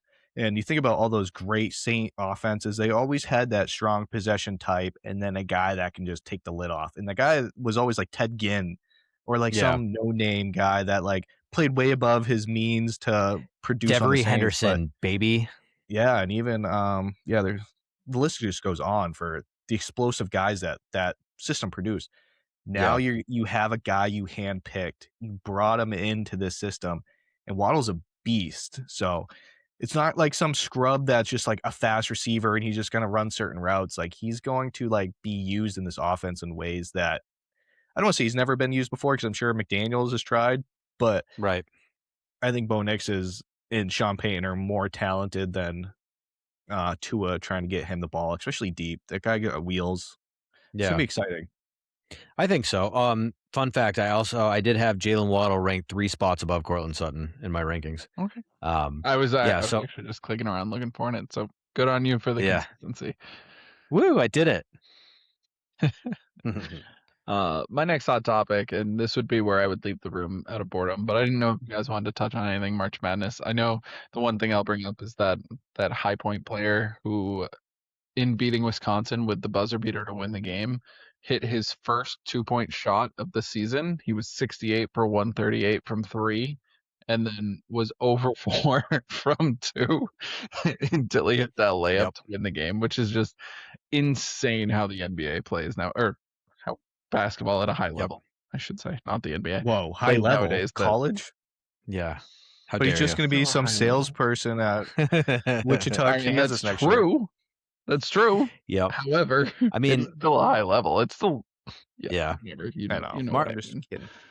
March Madness is just great. I love it. I love, like, whenever I'm working somewhere, I love getting a bracket together with everybody that's willing to partake in it. Because my favorite part is when people go, I don't know anything about college basketball. I was like, that's the best part. It literally win. does not matter on the bracket. Like, it's so funny because it genuinely, like, I've had years where I followed college basketball so close and it meant nothing for my bracket. And I've had the other years where I'm like, man, I didn't watch a single game and my bracket did phenomenal. So that's the best part about March Madness, all the fun stories. Again, this year, you know, one of the big upsets that we had, Gonzaga just lost, which is fine by me, but anybody who picks based on mascots and you're like, I love cute little bulldogs, well, sucks to suck. But I think really the biggest thing that I care about is watching Ollie Ryu from Florida play. For anybody who hasn't seen, he's a Canadian basketball player and he is 7'9". No, that's not a typo. No, I didn't say that incorrectly. He's 7'9". And I think at this point we've all seen the video circulating with the dude who's 6'8" standing next to him looking up like, what is going on? Like, imagine being 6'8" and you've never seen somebody that much taller than you. So yeah, 7'9". I believe he broke the Guinness World Record when he was 16 as the tallest, or 15, the tallest 15-year-old ever at like 7 feet tall at 15. It was just, it's so funny to watch him play. But the craziest part is that he's not a weird, gangly, awkward Taco Fall type. Like, he is actually proportional all the way through that 7'9" frame. And it's crazy. I don't understand how it's possible, but I don't know. Good for him. Yeah, that viral video is hilarious with that guy. Just look it up, and like you said, he's 6'8", so it's like I'm sure he's thinking, is this what everybody thinks about me? Like, Yeah. like, and yes, the answer is yes. True. Yeah, it's just an insane video because I showed my wife and I'm like, look at this, and I was like, you know that short guy? He's 6'8". Like, just Yeah, such a funny right? video to see. But speaking of not 6'8", David, and he takes on March Madness. What? Rude. That was I a know, I'm short joke. shrinking right now. Yeah. I don't want to talk about it. I went to the doctor and I'm like an inch shorter than I was like 10 years ago. So You're 5'2". I haven't watched a lot of March Madness. Not gonna what? 5'2", yeah. You wish, bud. Yeah. I haven't watched a lot of it, so I'll let you kind of go to the next topic. You got it. There we go. So the next one I had was the recommended rule change. So every year teams get to pitch whether or not they want to make a rule change about the NFL. And there are always some fun ones. So last year there was a huge push to try and, no pun intended, to try and get rid of the tush push, which ultimately failed. But this year, one interesting thing was the Browns, and I think that's ironic that it's the Browns, moved to make it so that you could trade draft picks that were 5 years out instead of the current cap on 3 years out. And that's really interesting to me from a team that is still feeling the loss from the trade for Deshaun Watson. I have to imagine if they could have traded 5 years of first round picks, they probably would have. And to be completely honest, obviously back when that happened, it was before MassageGate, and when Deshaun Watson was lighting the world on fire. Like, he had a peak like we haven't seen in a while in terms of that fall off. So I don't even necessarily blame them for the Deshaun Watson No, trade. it was during MassageGate. That was the issue. Was that it was already Was coming it? out. Yes. So because no other team wanted to touch him because it was like, no pun intended, but it was starting to already come out, and there had No already pun been recommended cases, and yeah. So that was already established, and they just didn't know to the extent of it, but they knew that it happened and was happening, and there was going to be issues, and they still traded for it. That's what makes it the most Browns thing to do of all time. He had Idiots. fully guaranteed his contract. Only team, I know. only Idiots. player. That's the crazy part. What's the higher over under, the draft picks that the Browns were willing to move, or the number of massage therapists who came out with claims against him? Yeah. Anyway, so the next one is near and dear to our hearts. Specifically, I'd say David and mine, although Jeremiah has a lot of history with the game as well. But so, as I kind of touched on earlier when we were talking about how bad Jalen Hurts is, there was a big flag football event. So if you were noticing, there was some Logan Paul and Tom Brady beef going back and forth, and that was all just kind of internet play to play up this Fanatics football event that was, I think it was 3 teams stacked with like household name NFL pros, and then they were playing in this 4-team tournament to see who was the best flag football team against, and then that 4th team was Team USA. So the flag football team that's represented the USA for the last like 10 years in football. And the note that I have is just Team USA absolutely dominated, which is interesting to see. And when I say household names, like Brady played, Gronk played, Saquon Barkley played, like not even just old pros, like current pros too. Devonta Smith, DeAndre Hopkins, Odell Beckham Jr. Like, these aren't no names. Like Luke Kuechly, these are like true legit NFL athletes. And Team USA just was playing a different game because that's what they do. And it's interesting to see that even though it's still football at the end of the day, it plays completely differently because it's a lot more about the speed, a lot more about the gadgetry, the play designs. But it was it was an interesting thing to watch, and I specifically watch the highlights of from my perspective because I didn't even have the ability to watch it. But Dave, you did. So do you have any notes coming out of the Team USA flag event? Yeah, it was actually spectacular to watch if you're a flag football fan, for the homers that are flag football players. Every NFL player was so cocky going in, and like when it was first announced that like the Olympics were doing flag football, all these guys were like, I'm going to sign up and play, and I'm just going to play over this guy, and yada yada. They could all kick rocks, and then like they just get blown out by like a bunch of no-name guys like playing flag football. Like, Team USA scored on every drive against NFL players. Like, that's absurd. And they looked so much better. They looked so much faster. It's just a completely different game in that aspect. But just listening live, it was, I don't know, like, I like Greg Olsen. He's great, but him and the other guy were just like coming up with so many complaints and like excuses, and like all the highlights were like only NFL players. Like, there's no like highlights of like the USA flag guys like anywhere. But like, oh my God, Burrow can like barely make a move, and like it's all over Twitter and this and that. It's embarrassing. Yep. Yeah, as someone who couldn't watch, that was really interesting because I completely agree with you. Like, every highlight I saw that came out of Twitter or Facebook was always, and like I kind of don't blame them. They're clickbaiting the names that people actually know. But every highlight was like, oh, watch this Odell Beckham pass, and it's like, okay, they lost 39-14 in that game because USA just dominated. Or like, watch this Devonta Smith deep ball.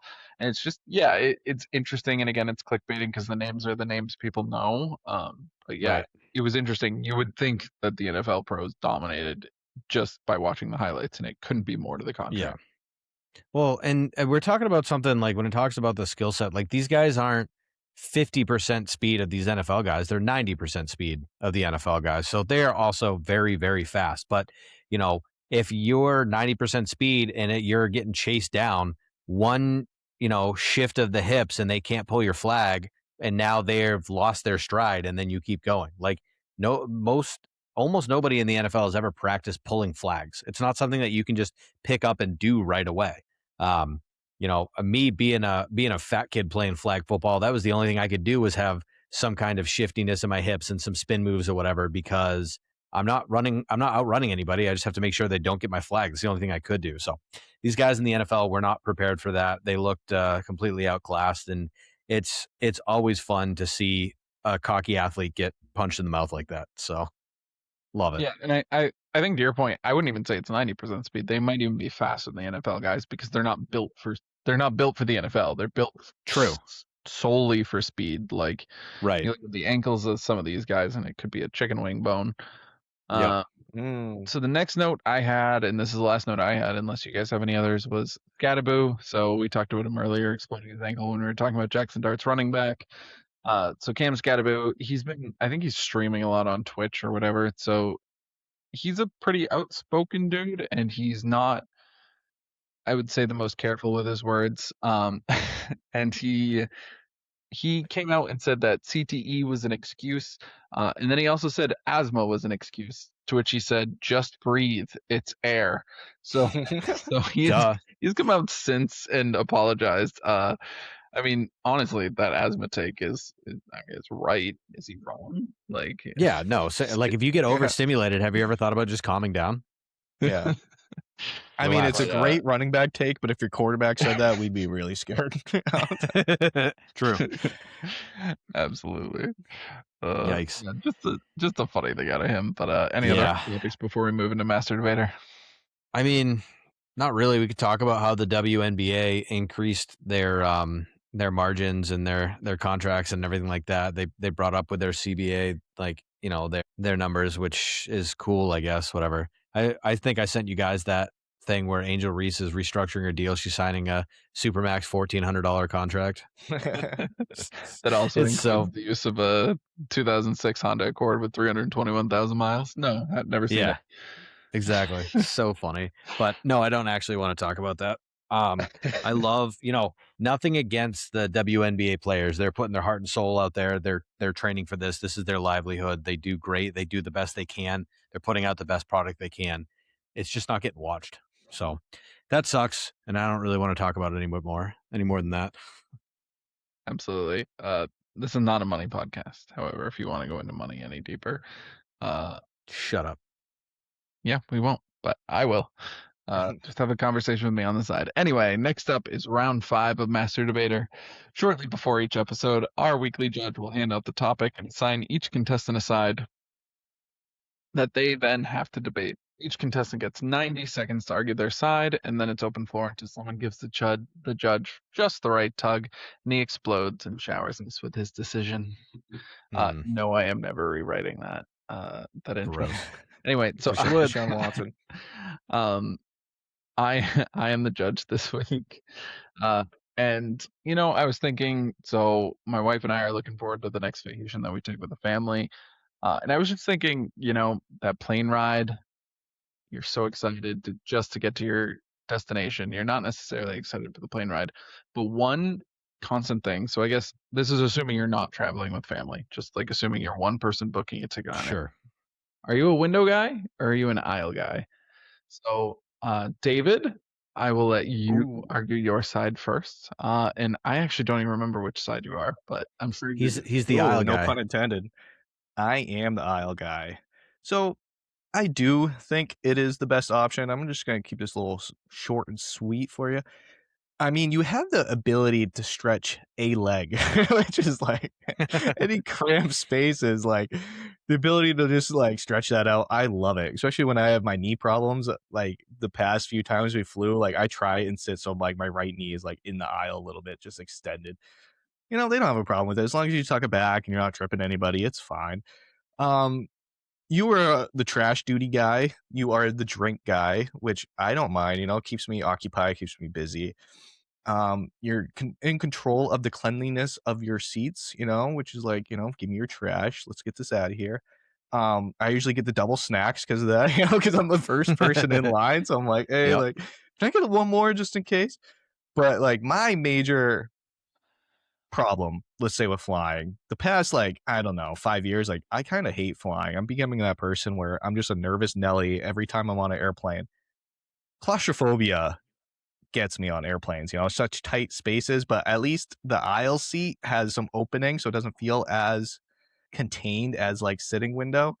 And then the ability to pee is just god tier, if you can just step out anytime you want, and you could like look down the aisles to see like, you just scout your movements and everything's fine. It's so great. You don't get like bug people getting in and out.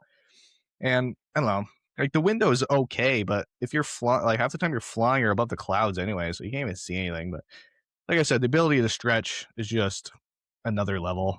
And snacks, goated. All right, I'm all done. Yeah.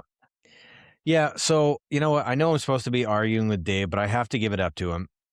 If you're a 6-year-old human, then yeah, it is really important to be able to sit on the outside and go pee whenever you want. Like you can't Dude, hold I'm your a nervous bladder. peer. It's bad. Oh my God. That's a you problem. All right. It is a me here's the problem. thing. That's what I This is a said. monologue, David. Okay, Believe it sorry. or not, even in the window seat, you can actually just get up and go pee. It's not that hard. So, I'm not going to give you that for anything. That's ridiculous. So the window seat is better. Like, yeah, you can stretch out one leg. Congratulations. You get more arm room on the window side, and it is the best place to sleep on the airplane. If you're going to sleep, the best spot you can do it is on the window side because you get that little extra room. You have the aisle, but you can't put a pillow in the middle of the air and rest on it. And if you are kicking your leg out and the stewardess is coming by and whatever, like she's going to be like, hey, tuck your leg in. I don't want to trip, blah, blah, blah. So you fall asleep with your leg out, you're getting disturbed. The other thing is I would so much rather be the one to disturb others than to be disturbed. So like if I'm all the way on the inside, I tell everybody, I got to pee. Get out of my way. I don't care. If I'm trying to sleep or something on the end and somebody has to wake me up, I don't like that. The other thing that's the most important thing is that I get the window shade. I am the captain now. I control when we get light. I control when we get darkness. I don't have to ask anybody. There's no opinions. I don't care. I'm the one controlling it. So that's what I'm going to do. And then you get the views. You get the takeoffs and the landings. Like, yeah, during the flight, you're going to see a bunch of clouds, but at least on the other side of it, you get to see the takeoff and the landings and the fun stuff. So I don't know. You get the ability to sleep. You get to open the window whenever you want. And believe it or not, you can still get up and go pee. So there's my argument. Thank you for the continued countdown. You're welcome. I will let you guys go back and forth, see if there's any things you want to refute from things the other person said, or just go back and forth. Any open floor. The worst spot is definitely the middle seat. If you like the middle seat, that we can agree you're on. tapped. Great point. Absolutely. But also, I get nauseous too. I'm a bag of problems, so it's like I need that ability to like escape if I have to. It's like I'm like That's stuck. the thing. You get to press your head against the window and escape from it all. You get to look at everything from 30, 40,000 feet. That's your escape. So I don't know. I just don't. And the other thing about, you get a little bit more privacy. You can kind of make your own little, huddle up on the side and have your own little area. I mean, when you're in the aisle seat, you are accidentally going to make eye contact with everybody around you. The snot-nosed kid that's just like drooling on his iPad right next to you. You're going to see it. There's no way around it. You can make yourself you could have your own little home on the side of the airplane when you're not forced to deal with the general public like you would be on an aisle seat. Leg stretch, man. It's very One valuable. leg. Sometimes You'll have to try it next time you go. I only fly private. I'm gonna end the segment here. So for those of you who don't know, this might have been, pun intended, David versus Goliath. Because obviously we have David, and that isn't a fat joke at Jeremiah. That is that Jeremiah works in the airplane industry, so he automatically started off with, I guess if you can have any insider information, you do. However, I'm gonna give the win to David. I think the arguments that really struck home to me is I've never thought about. I'm an ILC guy normally. I can go back and forth. I've never thought about how nice it is to stretch that leg out, and it really is. And like you can kind of do the same thing in the window seat, but then you're like kind of hitting your knee against the thing underneath it. Now, granted, at 5'2", I don't know why you brought it up, but it was a great hit against me. So There you that was great. And then just one thing I will say is, I think you're probably right, Jeremiah, about the sleeping being Mhm. best as a window passenger. I have this weird thing where I like can't sleep in moving vehicles, so like as much as I tried to like take that into account, I couldn't really. And then the last thing is, I think the most overrated thing about the window seat. I think there are great things about the window seat, but one of the most overrated thing is the actual window itself. Once you've flown more than twice, who gives a crap about what's out that window? Like, honestly, Like I said, it's like, clouds half the time, you know? I mean, I Well, do me, like when you're like because landing and you can like kind of I- scope and like look at what you're landing at. But other than that, I was going to say, for me, it's definitely because I'm in the industry and I'm looking at there. I'm like, oh, I think one of their vortex generators is about to break off. I wonder what the speed of their flaps is. Their hydraulics don't sound too good. Like, it's just, that's totally a me thing. I'm a nerd. look at that duct no, tape that's fair on that enough. wing. And I think It's called most speed people tape. like Don't worry about that. most people like the window for that fact. I do agree, like kind of being able to snuggle up in the corner and have your own little corner away from people is nice. You do get a lot more arm room. So, but I gotta give the win to David. So David versus Goliath. Yeah, first one. Nice shot there. So next up, Hate it. we have David's kooky corner. Did we actually land on the moon? Was the CIA responsible for the assassination of JFK? Aren't birds even real? I'm still waiting for that one. The people yearn for answers. David will try his best to provide in this new off-season segment. David, over to you. Hello. All right, so I think we can all agree that the whole Western philosophy, civilization, the medical industry doesn't want to heal you, right? They just want to keep you sick, keep the bills coming, you know, just kind of run you Yes. dry. Well, I mean, this is a total side note. The US left the World Health Organization like last month, and then Who? like the next couple days, it's like breakthrough. Like there's tons of news articles that all these different countries have breakthroughs on all these different diseases. So it's like, what was the US like doing there? Like, were they just like overshadowing the whole organization to like just keep everybody sick? And you know, it's such a Maybe. you know thing to do. But so anyways, so it's been circulating Twitter over the past, I would say, week or so, is people have discovered a declassified CIA file where they said there's a cure for cancer and it was buried. So in the 50s, I think the article is 1950. I'll summarize it pretty much because I don't want to get like too long. We're already pretty deep into this podcast. No, read the entire scientific article, please. So a Russian person did this study. They found that parasites and cancerous tumors are linked. But like Billy says, it's causation, but it doesn't, or it's correlated, but it doesn't mean it's cause, you know, like cause and effect. So they did a bunch of drugs, a bunch of experiments on patients with cancers, and when they killed the parasites, the tumors shrunk. So they also killed the drugs that they needed to shrink the tumor or the parasites. So they're finding like the parasites themselves and the tumors themselves are somehow linked. What parasites? So The if you name is have- probably this long. I'm yeah, let me sure. I'm find just it. like, but your body's I'm like interested filled 'cause it's with like- a bunch of parasites just as it is. So it's like if you eat like pork, you have a lot more parasites than normal. Dirty, But dirty there meat. are Ugh. okay. I'm gonna sound really dumb. This is a question for your sister if she's listening. Shout But out they Rachel. are correlated. So it's like there's good parasites in your body, there's bad parasites in your body. Come to find out, like if you kill the bad parasites, the cancer stops growing. And that drug, Right. like that they tried to bury for a long time was like ivermectin is what is coming out in like Twitter and all that, saying that I was that's, gonna like, make a joke that it was ivermectin because that came out during like COVID-19. Nice. yeah, well, I mean, parasites, they make you sick too. And so, yeah, that's just the experience. Like this Yeah. whole Epstein stuff has people crazy looking on like the justice.gov website of like what they can find with like declassified information. So Yep. this has definitely caught a lot of steam in the past couple weeks with why has it been buried for 61 years?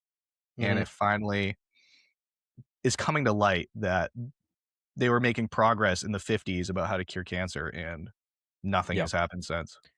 And everybody who's working on it seems to all have a random case of the suicides. Um, yeah, Blew their brains out in a Boeing parking lot. yeah, it bothers me. Big I cut. don't want to be that negative guy, but the reality is, like, I have no doubt, like, do you know how much money this country and all the corporations would lose if we cured cancer? And it's so bad to think about. And, anybody who's lost somebody to cancer, it's like, I don't want this to be terrible. disheartening. And I don't, I'm not saying this to make you feel bad. And I hope that nobody takes it that way. But, there is money to be made with sick people. And I totally believe that we at least have the ability to exploit it. It's the same way that, like, marijuana it's so difficult for it to get legalized. Obviously there's a lot of things behind it, but one of the biggest factors is how much money the tobacco companies are going to lose. And so it's like, it's always a battle, even no matter what, it's always a battle about who stands to lose the most money. And I don't doubt for a second that that is happening with cancer as well, which just sucks. Yeah, Yeah, it's a shame.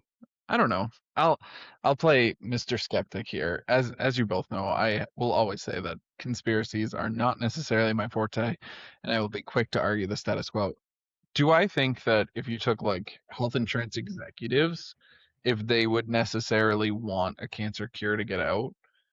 The answer is probably no, because you're right. Like our country and the way it's set up, healthcare executives, healthcare companies serve to make a lot more money the longer that you're treating someone from an illness rather than curing them from the illness. So I totally get the setup. I guess where it falls apart for me is like a lot of the researchers, like the frontline researchers that are doing this, are researchers who they're dedicating their life to this. They usually could get more money working in separate fields that are related rather than just being a medical researcher, and they're usually working in like larger teams. So like you said with the case of the suicides, I know that was kind of a joke, but like realistically could that happen? Absolutely.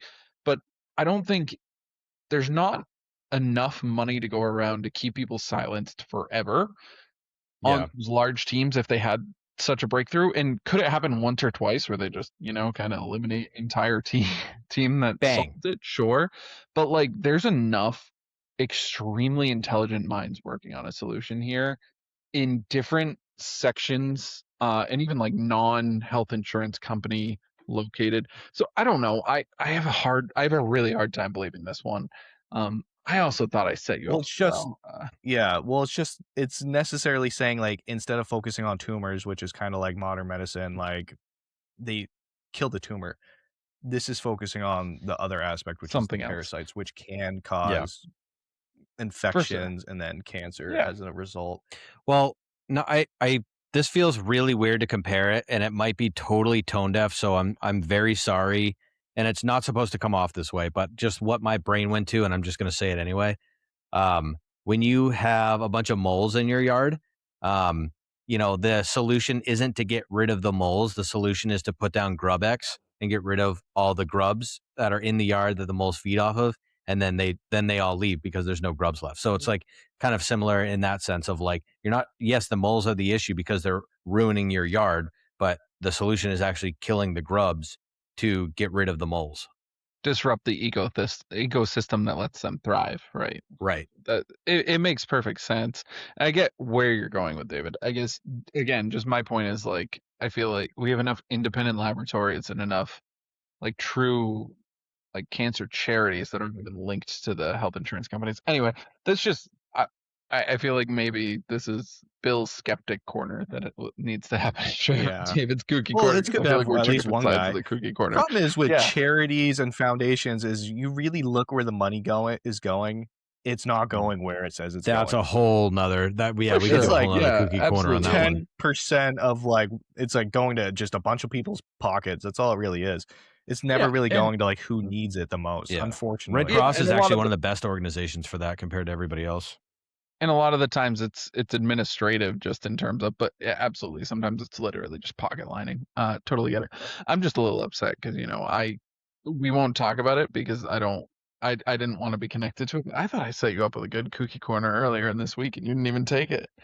well, So I looked it up and then I saw this on Instagram or Twitter or something. And then, because it like everyone just discovered it like a few days ago. So it is kind of hot at the moment. It's not something you're going to So hear on was the the other news. one. So True. I didn't hear about it. We'll go over it, I'm sure, at some point. I Yeah, said I you will- could take I will over deny it. the corner next week if you want. No, I don't want it. Again, I don't want to be linked to it. So you can't do it next week either, No. because then people get the idea. But I don't True. want to be linked to this. But it is. I thought it was fascinating, at least in when I dug 2 feet down instead of 10 feet down like David does. Okay. So anything else, JMO? I know we're going long. Hey, it's our first 2-hour episode. Thank you for everyone who listened this Hey. far. Yeah, if And you're by still the way, listening, shout out. Thank you for the people who start listening at Master Debater and then finish the episode, because that's, I feel like, half of our listeners. True. But JMO, what's your anything else? I got a boring one today. My new baby over the last week started saying dada, da da da da da da. Baby's first word, so overrated. Like, out of all the milestones to care about, that one is so low. I don't care at all. Nobody should care. If you're the person that's like the very first time you're like, oh, that kind of sounds like blah blah blah, and then within a couple of days you can be like, oh yeah, can confirm that's what they're saying, dad, mama, baba. You get one. Oh, my kid said this, and then that's it. Nobody cares. You shouldn't care. Totally overrated. Kids, when they start crawling, they start walking, you get one excited moment of like, oh, that's cool. All right, now move on. Like, I don't know, man. So many of those milestones are so overrated to me. Maybe it makes me a bad person or a bad parent, but just like, who cares? And I think the problem is everybody has kids. Like, everybody has more than one kid. Like, these things happen. If your kid doesn't walk, that means you're bringing them to the hospital and they might be in a wheelchair. Like, it's not, I don't know. Everybody does it. Who cares? I agree, particularly when it comes to sharing outside of your bonds of covenant. However, Yes. as someone who was really hoping that either of his 2 kids' first words would have been dada instead of mama, and went over 2 in that regard, I would have held that over my wife for an entire life. So I hope that you hold that over Caitlin, because I am 0 for 2. Yep. So at least you can Yeah, call me at least one. I don't know what. Yeah, what I'm your 2. eldest was.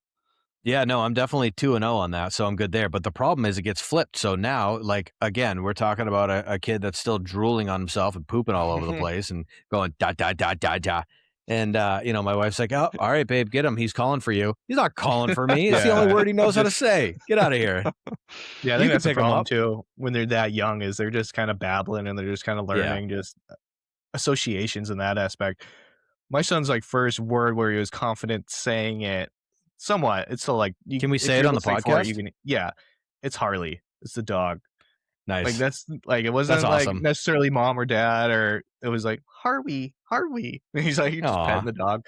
Yeah, it's cute, but That's it's great. 'cause- but I don't think he knew who mama or dada was for a while. So, I think I was going to say, so Bill, you were 0-2 because your kid didn't say dada. I'm assuming his first word was Roth.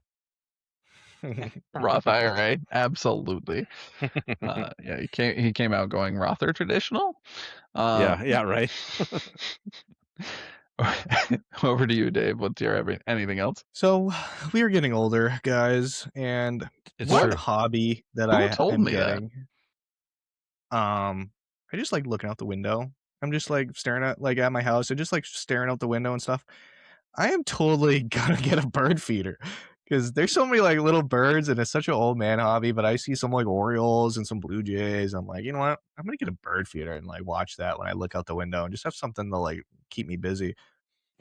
I So, wanted to what get do you mad guys at you, but you know what? I'll take it. Birds are actually fun. I've got some They're not birds where I'm real. at now. That's true. They're not real, but I had a lot of them in the last place that I was at. I will tell you, Cardinals absolutely rip. They're beautiful and majestic, and I love them. Orioles are cool. Blue Jays, I will shoot with my handgun. I do not care. I'll blow their brains out. I hate them. They're bully birds. They bully each other. They bully every other bird. They take all the food. I don't care that they're pretty. If I get my hands on a Blue Jay, I'm snapping its neck. That's all I'm going to say about You've been aggressive for the past couple of minutes. that. I feel Yeah. deeply about this. I hate Blue Jays. I hate them so I will- much. But I completely agree. Male cardinals are gorgeous, and that's specifically male cardinals. So, Yep. living with a biologist, I learn all about the birds, even the times that I don't necessarily want to know. Although most of the time I'm the one leaning into that. So I'll one up you, David. We had a bird feeder last year that like suctioned to the outside of the window, and it was awesome. And then it broke like at the very end of the season. We're gonna do one of those in-house bird feeders, and this is me who's pushing for it, where like it comes into your house, like in through the window, and the birds like fly literally on your side of the window, and then it's like 360 degrees. And I'm so excited. Where does the for them bear as I'm, like, go? taking it out. Well, so I think you need like the type of window we have. Like our living room window is far enough away from the porch, but also like 16 feet in the air, just because of the way this Okay. works, and it being second floor technically below Yeah. the garage. Like it's or basement. It's a walkout basement, so it's already that tall. Okay. That makes like, sense. A bunch else. So we have a really good spot where like squirrels can't get to it. Obviously bears can't get to it, but so yeah, that's I love watching the birds, and it was really fun with our oldest this year too. He's like old enough now to like we were naming the birds that we'd see all like fairly often, and that's fun. Nice. Red's back at the bird Sometimes you feeder. don't have a dog. That's true. I am fighting that battle every day of my life. Yeah. What's going to happen first? You guys get dogs or crows? Which one comes in the house first? Which one we have first will be crows. Hopefully one comes in the house first will be a dog. Okay, so onto my anything else. Have you guys been following the There's already a dog in the house. Hey, Woof. The what trial? Afro Man. Yeah, dude, so good. I just saw I a actually sweet had a- suit. I was going to say I had a coworker that I just talked about this with. So I knew about the Afro Man trials like when it started, when the whole thing started. I listened to his music as it was coming out. Like I'm big into it. So I've already known about all this. And I had a coworker that was very unimpressed that I didn't tell her about it. She was like, "You've been holding this tea this whole time." And it's just like, yeah, I guess I should have made it more known because the hilarity of the whole thing is just, it's amazing. It's so funny. Like Mhm. that female cop crying on the stand as they play the entire music video. So what That's even so happened? I don't even know trigger. from the get-go. So So you got to start from he- like So JMO, correct me where I potentially go wrong, because you've apparently been following him longer than I have. But apparently they thought he was doing child trafficking and selling drugs out of his house by the key. Now, granted, the guy who's known for Colt 45 and 2 Zigzags and Because I Got High probably is maybe On a list probably, somewhere. but might as well be selling Yeah.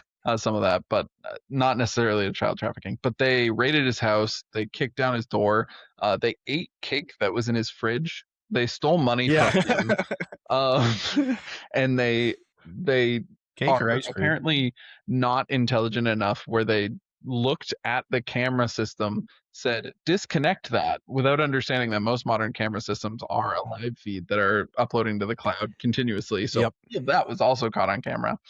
And then they were dumb enough that when all of that goes down and then he makes music about it, which he says was hopefully to make enough money to deal with the damages that they did to his property, they sued him for defamation. 4 of the officers involved sued him for defamation over the songs that he did. And like, just some of them are so funny. Like, I'm trying to keep us, we've gone this long without Right. speaking, but one of them is Randy Walker is a son of a, and then there's like Lick 'em Up Lisa. So they play the entire music video and she's crying on the stand as they're playing the music video because she's suing him over defamation from that one song, and the music video is hilarious. The lyrics It's are so good. hilarious. They're not particularly great songs from a song. He's not going to earn a songwriting Hall of Fame credit from them, but that makes it even better. It served its purpose. It's so funny. So anyone out there, like, go listen to the Afro Man songs and go read about the trial because it's so funny. Yeah. All that to say, like, again, this happened to him. He was treated unfairly. He did what he's always done and just made music about it. And his music has always been like very much a parody. He's very good at storytelling and getting those jokes out. So this bad thing happens. He just absolutely goes after all these cops that did him dirty, making fun of him and all this, and all these songs and whatever. And like you said, this dramatic scene of the girl crying and all that stuff. And the judge is like, we're looking at this whole thing. Wham, not guilty. Like, nope, he's fine. He absolutely gets away with all of it. There's no case to be made. This is America, freedom of speech. You guys messed up, own it, like, and he walks free. And the entire time, like, you look up pictures of him, he's wearing this full American suit and everything, this big afro going. It's just, the whole thing is just peak comedy. I love everything about it. I can't wait for the Netflix documentary. Absolutely. Yeah, it was great. So, Dave, I highly recommend going and checking out Highly. Walker Get it? song. Yeah, I'll have to check it out. Hey, lick 'em up, Lisa. Yeah. Yep. It was all so funny. So and good. just the fact that they ate his cake when they were raiding his house. Like, everything else almost makes sense. Like, I can get down with almost everything else. Like, even the stealing the money. Like, I'm like, I could understand them doing. Not saying I agree with it. But yeah, like, it doesn't surprise me. Why would you eat the cake in his fridge? Like, what compels you What a to power do move. that? Like, just Must have been good cake. A lemon pound cake. Anyway, so that's it for us here on Context Matters. Thanks again to Hyatt Trucks. Check us out on YouTube at Context Does Matter and Spotify and wherever else you can get your podcast at the Context Matters Podcast. Also follow along with us at Twitter at Context M Podcast and Facebook at the Context Matters Podcast, as we will be keeping reactions and discussion going all off season long. Reminder to email us at the Context Matters Podcast at gmail.com, maybe with some anything else ideas or some Master Debaters topics, anything there. Ideas, takes, anything you want to see on the show. I'm Bill, along with David and JMO. Thanks for joining us, and we will talk to you next week. Goodbye, friends. Live long and prosper.